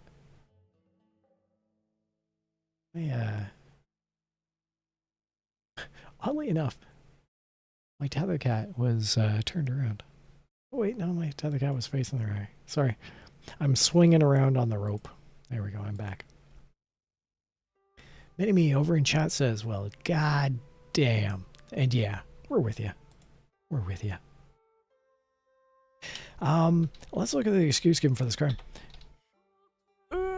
The offender said he did it to get even. So. For her playing her music too loud. All right, we're going to run with the playing the music too loud narrative. Crime is assassination, which is one of the worst things that we can see in this game. $500,000 in property damage or loss. The victim, the 43-year-old woman, had her brains blown out with a high-powered rifle. This is crazy. And it's because he did it to get even. Let's look at the offender's criminal record. And we're going to take a look at everything on all of the case. We're looking at all the facts. Nothing's going unlooked at. His adult prior crime types include, well, they're unavailable. The prior arrests and convictions are 10 recorded prior arrests, but no convictions. Interesting. Got a good lawyer. Oh, he's Teflon. Teflon. The fugitive status on the date of the crime is that he has no detainers. The offender's reputation... He is known as Lucky. Yes, he is. Until today. The luck ran out. The Teflon peeled. And we're going to look at the juvenile court blotter. No, that's not the juvenile court blotter. Let's just... that's not the juvenile court blotter. The juvenile's court blotter includes the offender's juvenile offenses include violating an anti-dance ordinance like Kevin Bacon. I was going to say, he's Kevin Bacon? He's Kevin Bacon. This is the plot of Footloose. The assassination within the plot of Footloose.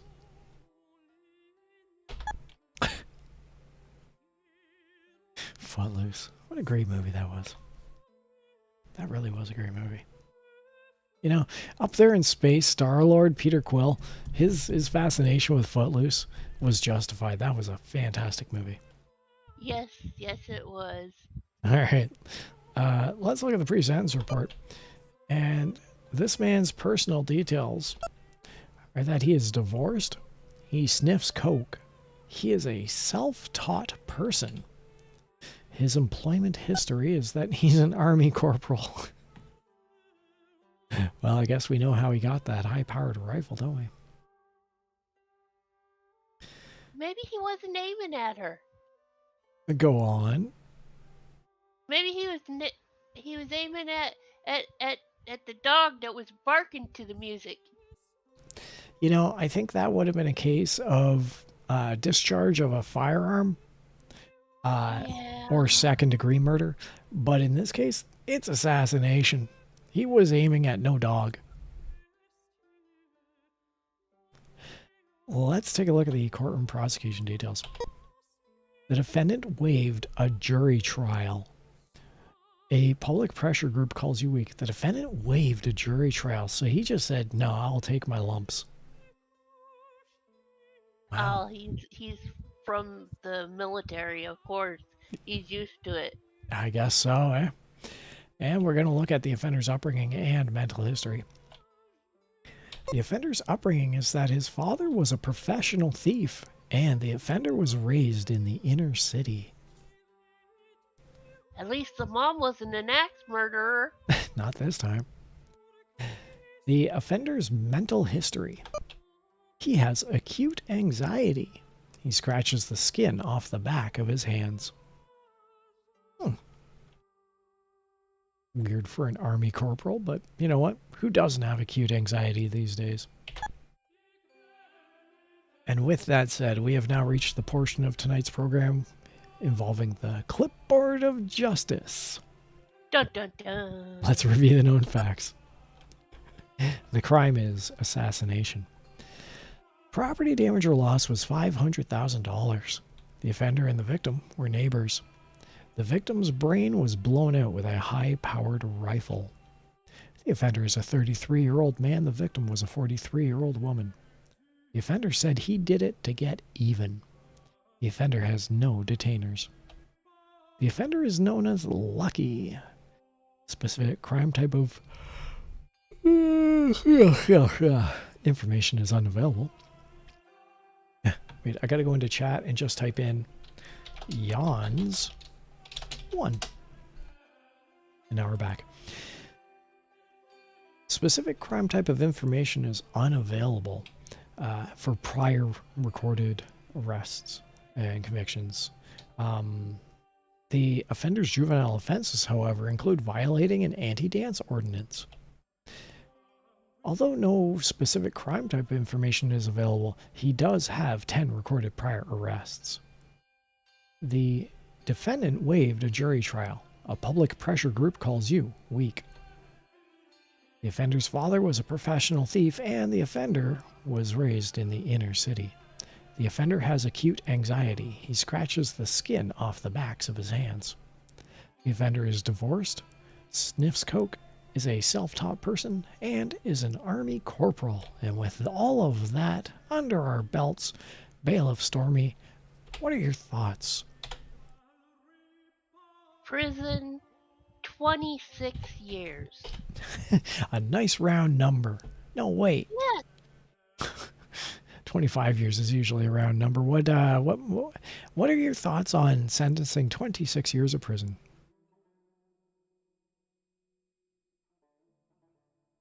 I mean, it is assassination, so I'd say minimum 20, granted, but why 26? Why not? Why not is a perfectly acceptable explanation. I will accept that. I feel that I think 26 years of prison, I'd go for that. Like, I really would. I don't have much of a say in anything. It's going to be above 20. Murder, I usually sentence 20 years, 15 to 20 years. Assassination, on the other hand, 20 plus. I'm cool with that. He's an jury mini-me? What's that? I was asking jury mini-me. Do they have anything to add to it? Jury member. What do you call the in the crime system? The foreman. Yeah, jury foreman. Thank you very much. Jury foreman mini-me. Jury foreman mini-me. I love it. Jury foreman mini-me. Jury foreman mini-me. We definitely need your input on this case, so please tell us what you would think for sentencing and length thereof. For murder, I usually go 15 to 20 years of prison. For assassination, I go 20 plus, definitely. Jury foreman mini-me says 25 years plus of prison, so we're all on the same page here, I think. My reasoning is that he was an Army corporal, and that usually bumps the numbers up, because someone like that should know better.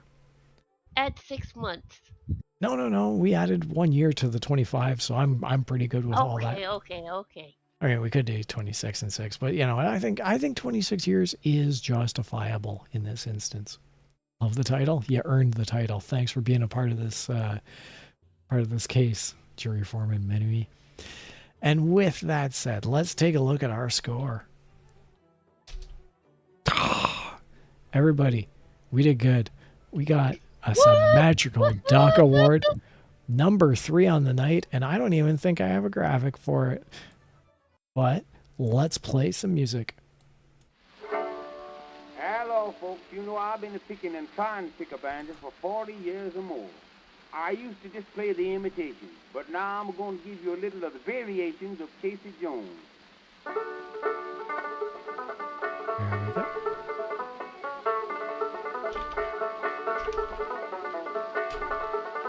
Symmetrical Duck Award number 3. Quack, quack.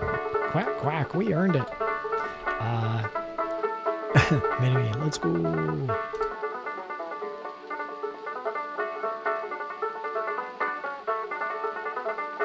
How many gavels? As soon as the music ends, we will take a look at how many gavels we have.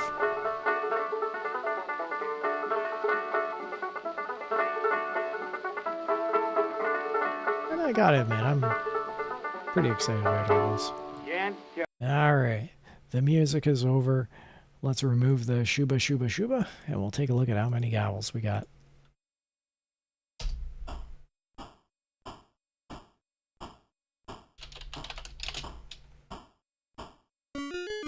10 gavels. There's no judge you can't match. You should be the Chief Justice of the Supreme Court. That was fantastic. Judicial IQ, 80. Anyway, he guessed 9 gavels, and surprisingly, we all got the 10 gavels. This has been great. Fantastic. We got 3 symmetrical duck awards on the night. And I would say that I'm good for one more case, something that leads us to the top of the hour. How's everyone else feeling? That sounds just about good. But one more. I like it. Well, let's do that then. We're going to have one more case with Judge Tethercat, with Bailiff Stormspell, and with Jury Foreman Mini-Me 96, as well as anyone else currently playing along and watching and having fun on the side. Now it's time for our next and perhaps last case. Remember, it is how much and what kind of information that is important. The defendant is to be sentenced for the crime of menacing. I've seen previous cases where this does come up as a sensitive case, and so I'm going to take an executive decision and just skip past this one. We'll take our lump. Nope. Not only did I skip past it, we also flew past the fact that this is the crime of forgery. If anyone wants, I can hum that little ditty of the song. Doot, doot, doot, doot, doot, doot, doot, doot, doot. There we go. Good job, good job, good job. Thanks. Let's look at the details of the crime of forgery. And we're going to look at the demographics. The offender is a 62-year-old Hispanic male. The victims are the state and the people. And you know what that means. The offender-victim relationship. Society. Wait, no. The offender had no knowledge of the victim. Huh. He didn't care about society. No, I guess not. It was just writing bad checks. Just writing bad checks. He had no knowledge of the victims who would receive those bad checks. The weapon used physical injury was none. However, the property damage or loss was $500,000. Whoa! You- And we're talking 84, 1984 money. That's correct. You thought it was just going to be some guy at a supermarket signing off for cornflakes, but oh no. He bought the supermarket. He bought a supermarket. The excuse given for this crime. He said he needed money to support a drug habit. He bought a pharmacy.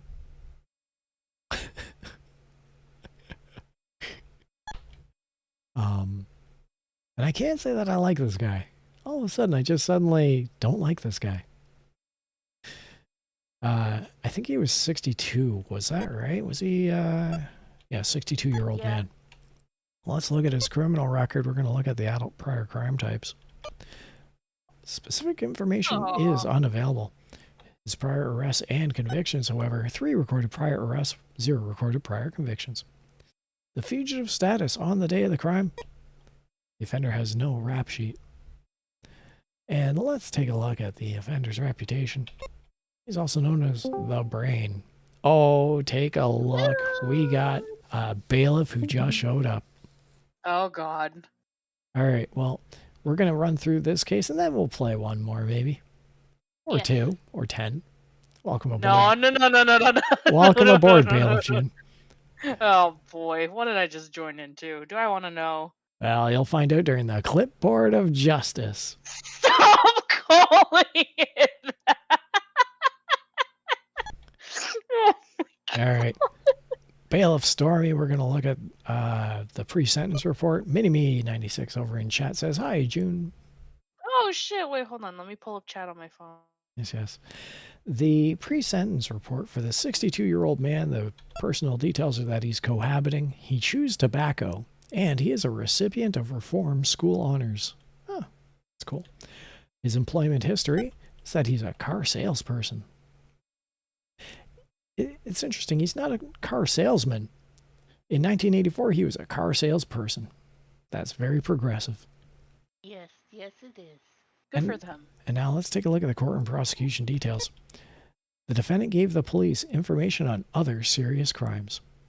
A mayoral candidate calls this a test case for the system. Usually when you see spelling errors like that, it tends to have a red flag of a crash, but we'll play through nonetheless. Not the Cassifor. Not the Cassifor. Bailiff Stormy, do you want to see either the mental history or the offender's upbringing? Upbringing. Really? Let's take a look. Yeah.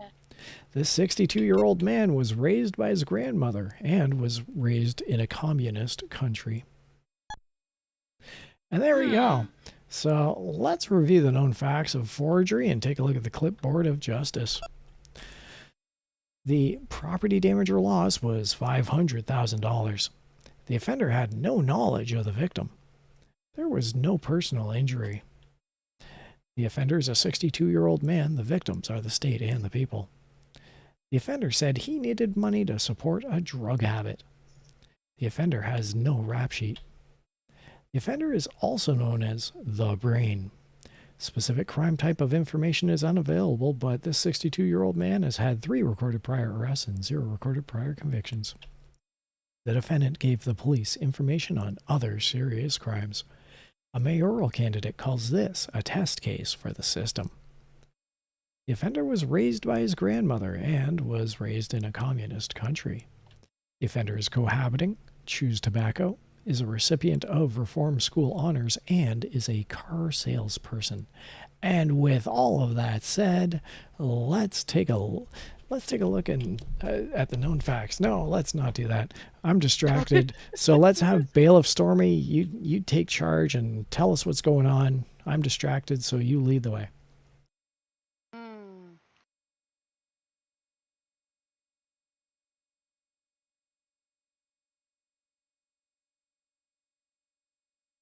I wouldn't go prison, but I would go jail, even with how much it is.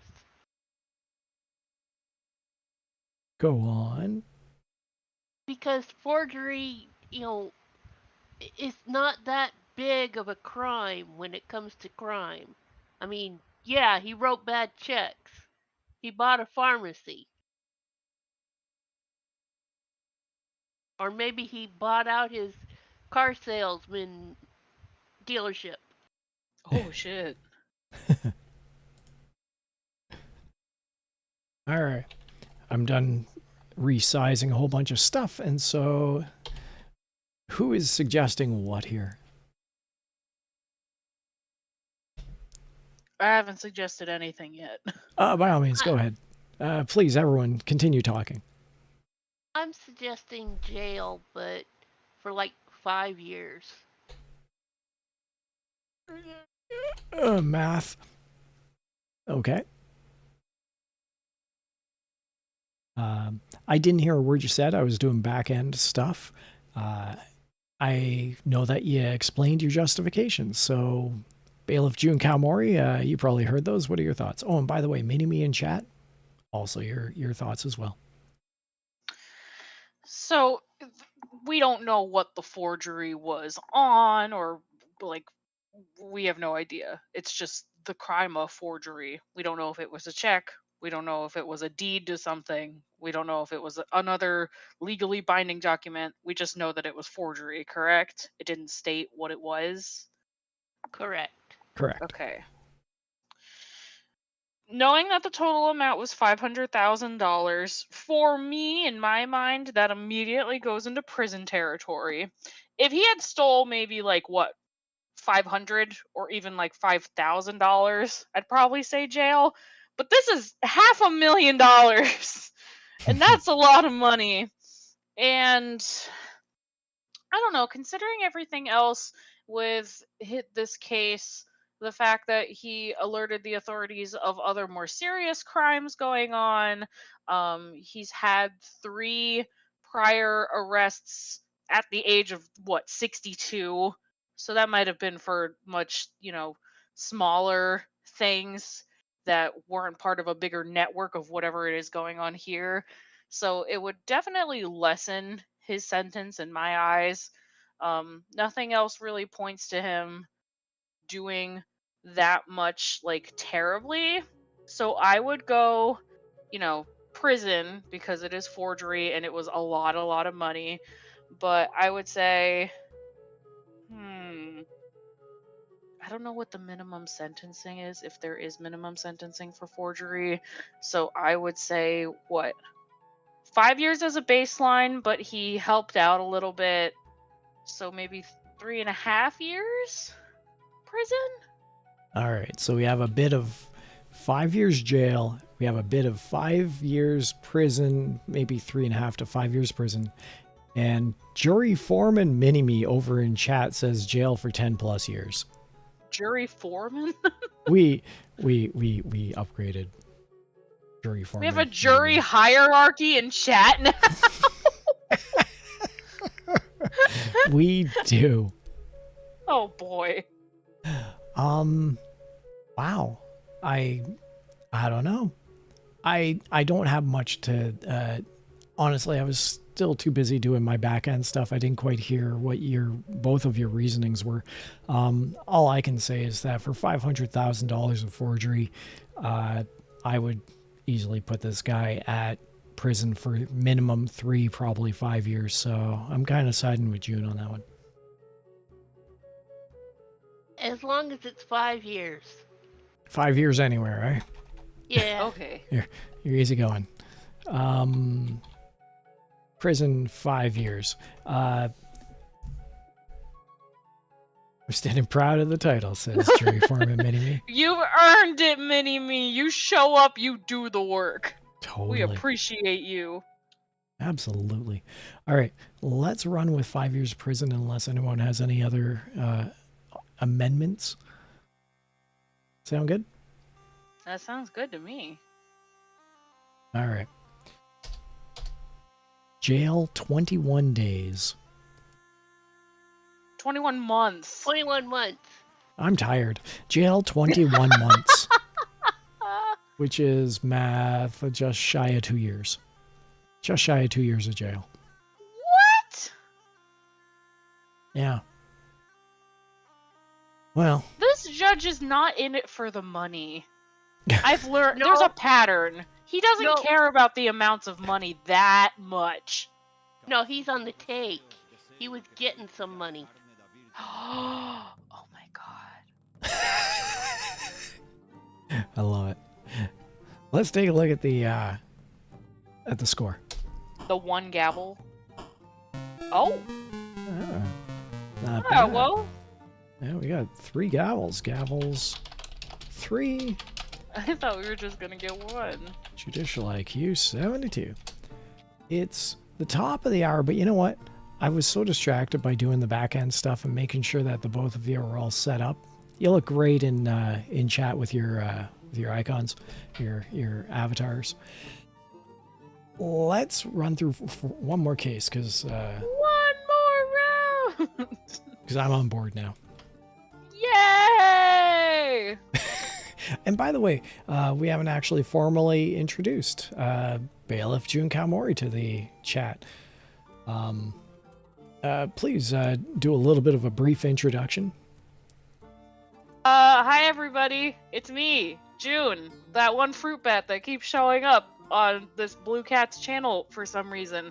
Hi, I just got done with work and I'm here now. Hi! There we go. And now everyone's all on board. This is fantastic, and let's hop in. Now it's time for our next case. Remember, it is how much and what kind of information that is important. Oh, we got a great one. Ooh. By the way, June, we do have 3 symmetrical duck awards on the evening. We've had a couple of cases of murder and assassination. And now we get to end the evening on the crime of setting a false alarm. Crime. Let's fuck it up. Like, terribly. Let's get one gavel. Oh, that sounds like a good evening. Yes. Let's do horribly on this one. You girls. All right. Yay! Yay. Let's take a look at the details of this crime. You frighten me. We're going to look at the demographics. The crime is setting a false alarm. The offender is a 21-year-old black male. The victims are the state and the people. The offender-victim relationship. The offender said that the victims were only those who asked for having a false alarm Huh? set. Everybody in this movie theater sucks! Fire! What does he mean by that? That's exactly what I was thinking too. What the fuck? I love it. Let's look at the weapon used, physical injury. There was none. Let's look at the property damage or loss. There was $510 of property damage or loss. That's a really small movie theater. Private movie theater. Maybe they were showing Morbius. Oh, God. And now it's The movie theater deserves it in that case. in that case. We've had fun with this narrative, but really, let's take a look at the excuse for this heinous act of villainy. He said he did it for publicity. I hate this town and everyone in it. Fire! I'll tell you, the fact that he's doing it for $500 means he didn't get it that much publicity out of it. Well, he got enough for $500. That's still, that's a couple nice things. You What? can get some nice things with $500. What if he pulled a Kevin Smith and he was actually the director of the film and he did it for the publicity by setting a false alarm, but it sucked because his movie sucks and he only got $500 in damages for it? Well, He's pulling a dogma. He pulled a dogma. You know exactly. all that goddamn dogma. Yeah, Stormy knows the reference.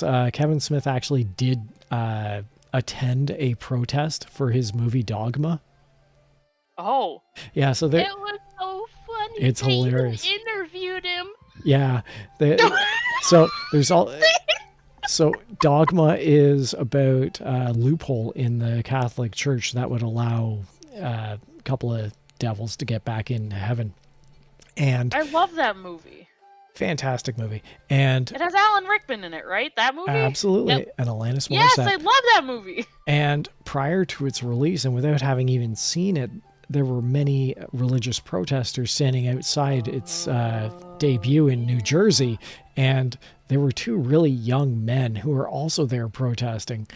And when the camera went up to these two individuals, one kind of short, squat, black-haired man, and the other were kind of a tall, thin, blonde-haired man, they were just like, "Oh yeah, we're all against this movie. We can't even stand this movie."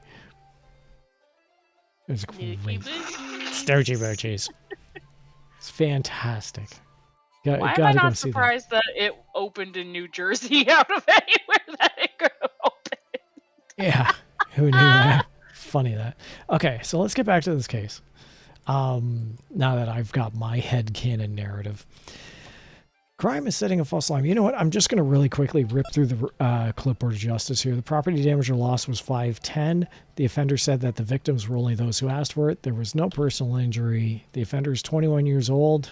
Victims state and the people. The offender said he did it for publicity. Let's take a look at the offender's criminal record. Clipboard's really handy. The adult prior crime types include marijuana possession. Okay. The prior arrests and convictions are 6 recorded prior arrests and 1 recorded prior conviction for a Whoa, that's a lot of 21-year-old. weed. He's only 21.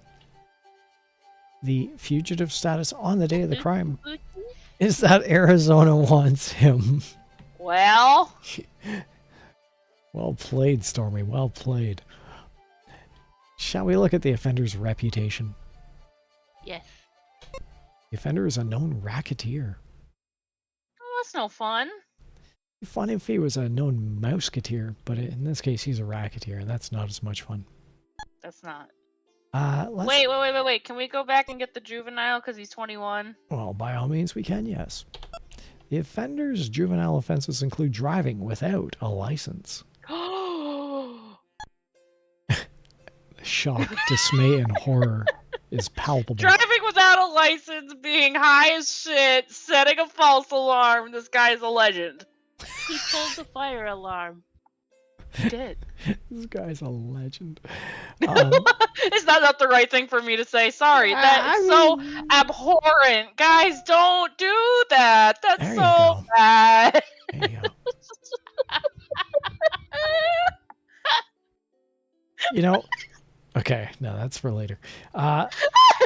Let's look at the pre-sentence report on this one. And we're going to take a look at this 21-year-old's personal details. He is single. He doesn't use drugs, although, okay. I guess not anymore. Not anymore. And he is a ski school graduate. Well, if you're going to graduate from any school, ski school is just as good as any, I suppose. Unless, It's it's cool. Harvard. It's so cool. What if the ski school were named Harvard and he goes around boasting that he has a Harvard graduate diploma? Oh my god, I love that. And like, Harvard Ski School. Harvard Ski School from Wyoming. All right, let's take a look at his employment history. He is an itinerant. How much skiing they do in Wyoming, old man? I need to know. Enough that he gets a diploma and he brags about it. And people from Harvard scowl. They hate him. They hate his ass so much. So He much. buys the official Harvard University Yeah. merch and wears like it the hoodie. around, pulling fire alarm.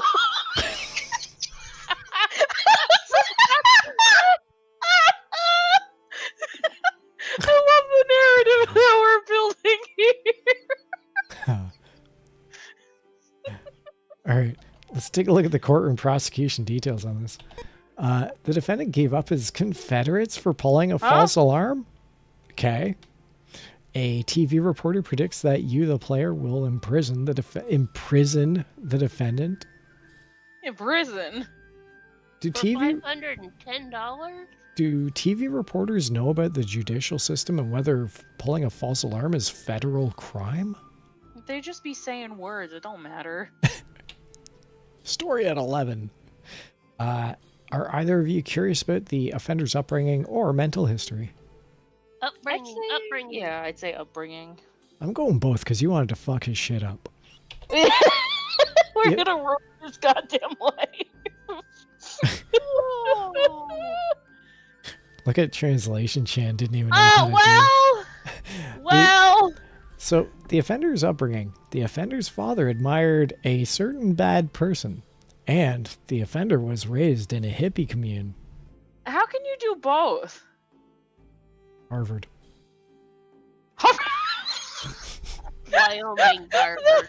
Harvard, Wyoming. Wyoming, Harvard Ski School. That's the only. No, the town is Harvard, Wyoming. Harvard, Wyoming. And their ski school is awesome. The mental history for this individual, the offender shows a malevolent disposition. Jesus. Well, I don't like this guy. We wanted to fuck his shit up. Now's our chance. We're about to ruin everything. Shall we review the known facts from the clipboard of justice? Dun, dun, dun. Dun, dun, I dun. hate you so much. We love you, June Kalmori, VTuber extraordinaire. In the crime of setting a false alarm, the property damage or loss was $510. The defender said that the victims were only those who asked for it. There was no personal injury. The offender is a 21-year-old black male. The victims are the state and the people. The offender said he did it for publicity. Arizona wants him. The offender is a known racketeer. Prior crimes include marijuana possession. The offender's juvenile offenses include driving without a license. This 21-year-old's prior recorded arrests are 6 and prior recorded convictions are 1. The defendant gave up his Confederates. A TV reporter predicts that you, the player, will imprison the defendant. The offender's father admired a certain very bad individual, and the offender was raised in a hippie commune. The offender shows a malevolent disposition. The offender is single, doesn't use drugs, is a ski school graduate, and the offender is an itinerant. And with that said, we all have the known facts. Greed over in chat says prison sounds fair. I would agree. We're gonna fuck this shit up. What are your thoughts, girls? Just the fact that we're like, false alarm for $510. Oh, it can't possibly be that bad. gets one of the worst possible details that this game freaking offers. Yeah. Well, So that happened. And that's the offender's upbringing. That doesn't even have to do anything with the current case. That's just the upbringing. We usually skip okay, over but I that. do not like his malevolent disposition. Oh, I agree on that. There's So, an underlying thing there that I don't appreciate. fully agree. So, yeah. Prison? Prison. Setting a false alarm, $500. He did it for publicity. And you want to do prison for 5 years? He said that the victims deserved it, and he has 6 recorded prior arrests. Yes. Let's make that 2 convictions. Then, with your blessings, let's go for 5 years of prison and see how Let's go! we score. Probation 7 years 4 months. Okay. This impressionable young man, this upstanding pillar of the community, is now sentenced unfairly to 5 years of hard labor. Yay! Yay! I'm on board with that. So I hope he's treated well by his fellow inmates. He'll figure it out. One gavels. This is exactly what I wanted! Yay!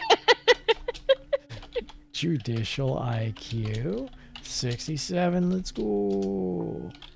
Mini-me over They in can't chat. give us a two extra points? That's fucked up. Mini-me over in chat says he graduated early for successfully skiing down Mount Coochie.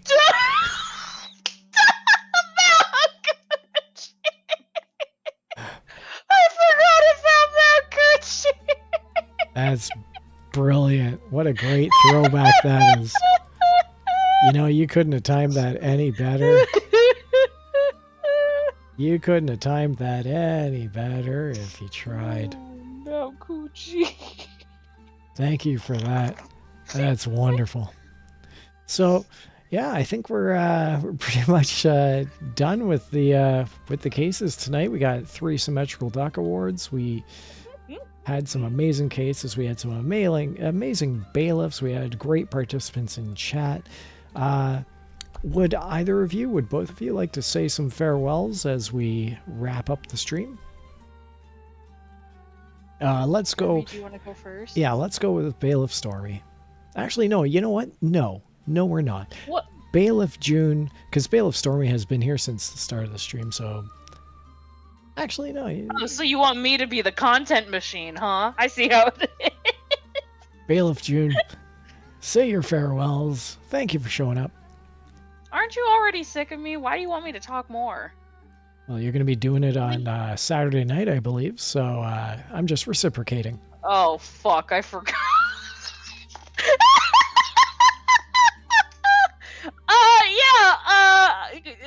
Thank you so much for having me. I will be doing more of this on Saturday for anybody who wants to join in. I will probably also rope Grandpa into joining. And it's... Oh, I forgot that we were doing that. Fantastic. Oh, And now you know. Thanks for showing up, June Kalmori. Bailiff Stormy, would you care to say your farewells on the evening? And thank you for showing up and playing along. Good night, everyone. And June, I love your laugh. You're too sweet. Stop. It makes me giggle. Fantastic. Crime and Punishment, the game where everyone comes together, has a great time, hates the game, and the game hates us. Thank you, everybody, for playing along, for joining in, for watching live, for watching on the VOD. As always, take care, have yourselves a good night, and thanks for watching. Thanks for watching. Good night, everyone.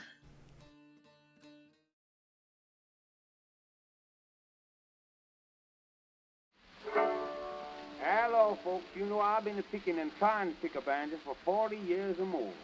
I used to just play the imitations, but now I'm going to give you a little of the variations of Casey Jones.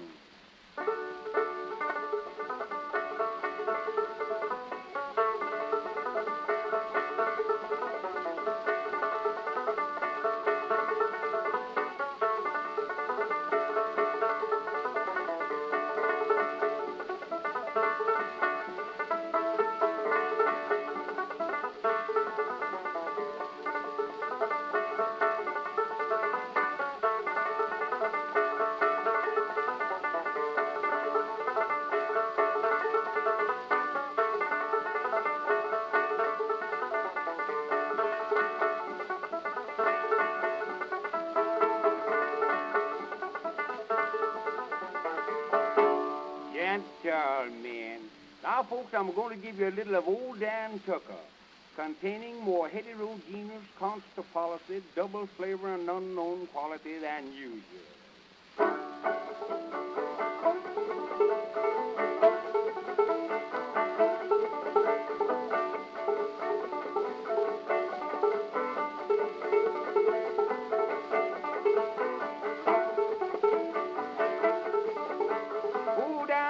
Fine old man, I watched his face in the frying pan. I combed his head with the wagon wheel, died the toothache in his heel. By the way, old Dan Tucker, he come too late to get your supper.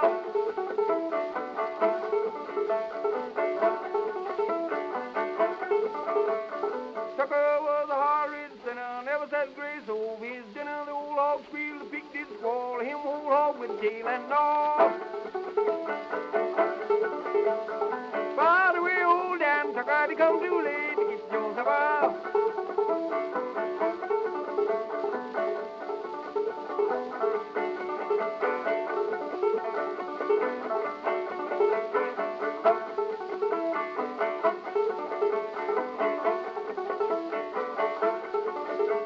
Old Tom Wilson got on a drunk, fell in the fire and kicked up a chunk charcoal, got inside the shoe. Lord bless you, honey, how the ashes flew. By the way, old Dan Tucker, he come too late to get your supper.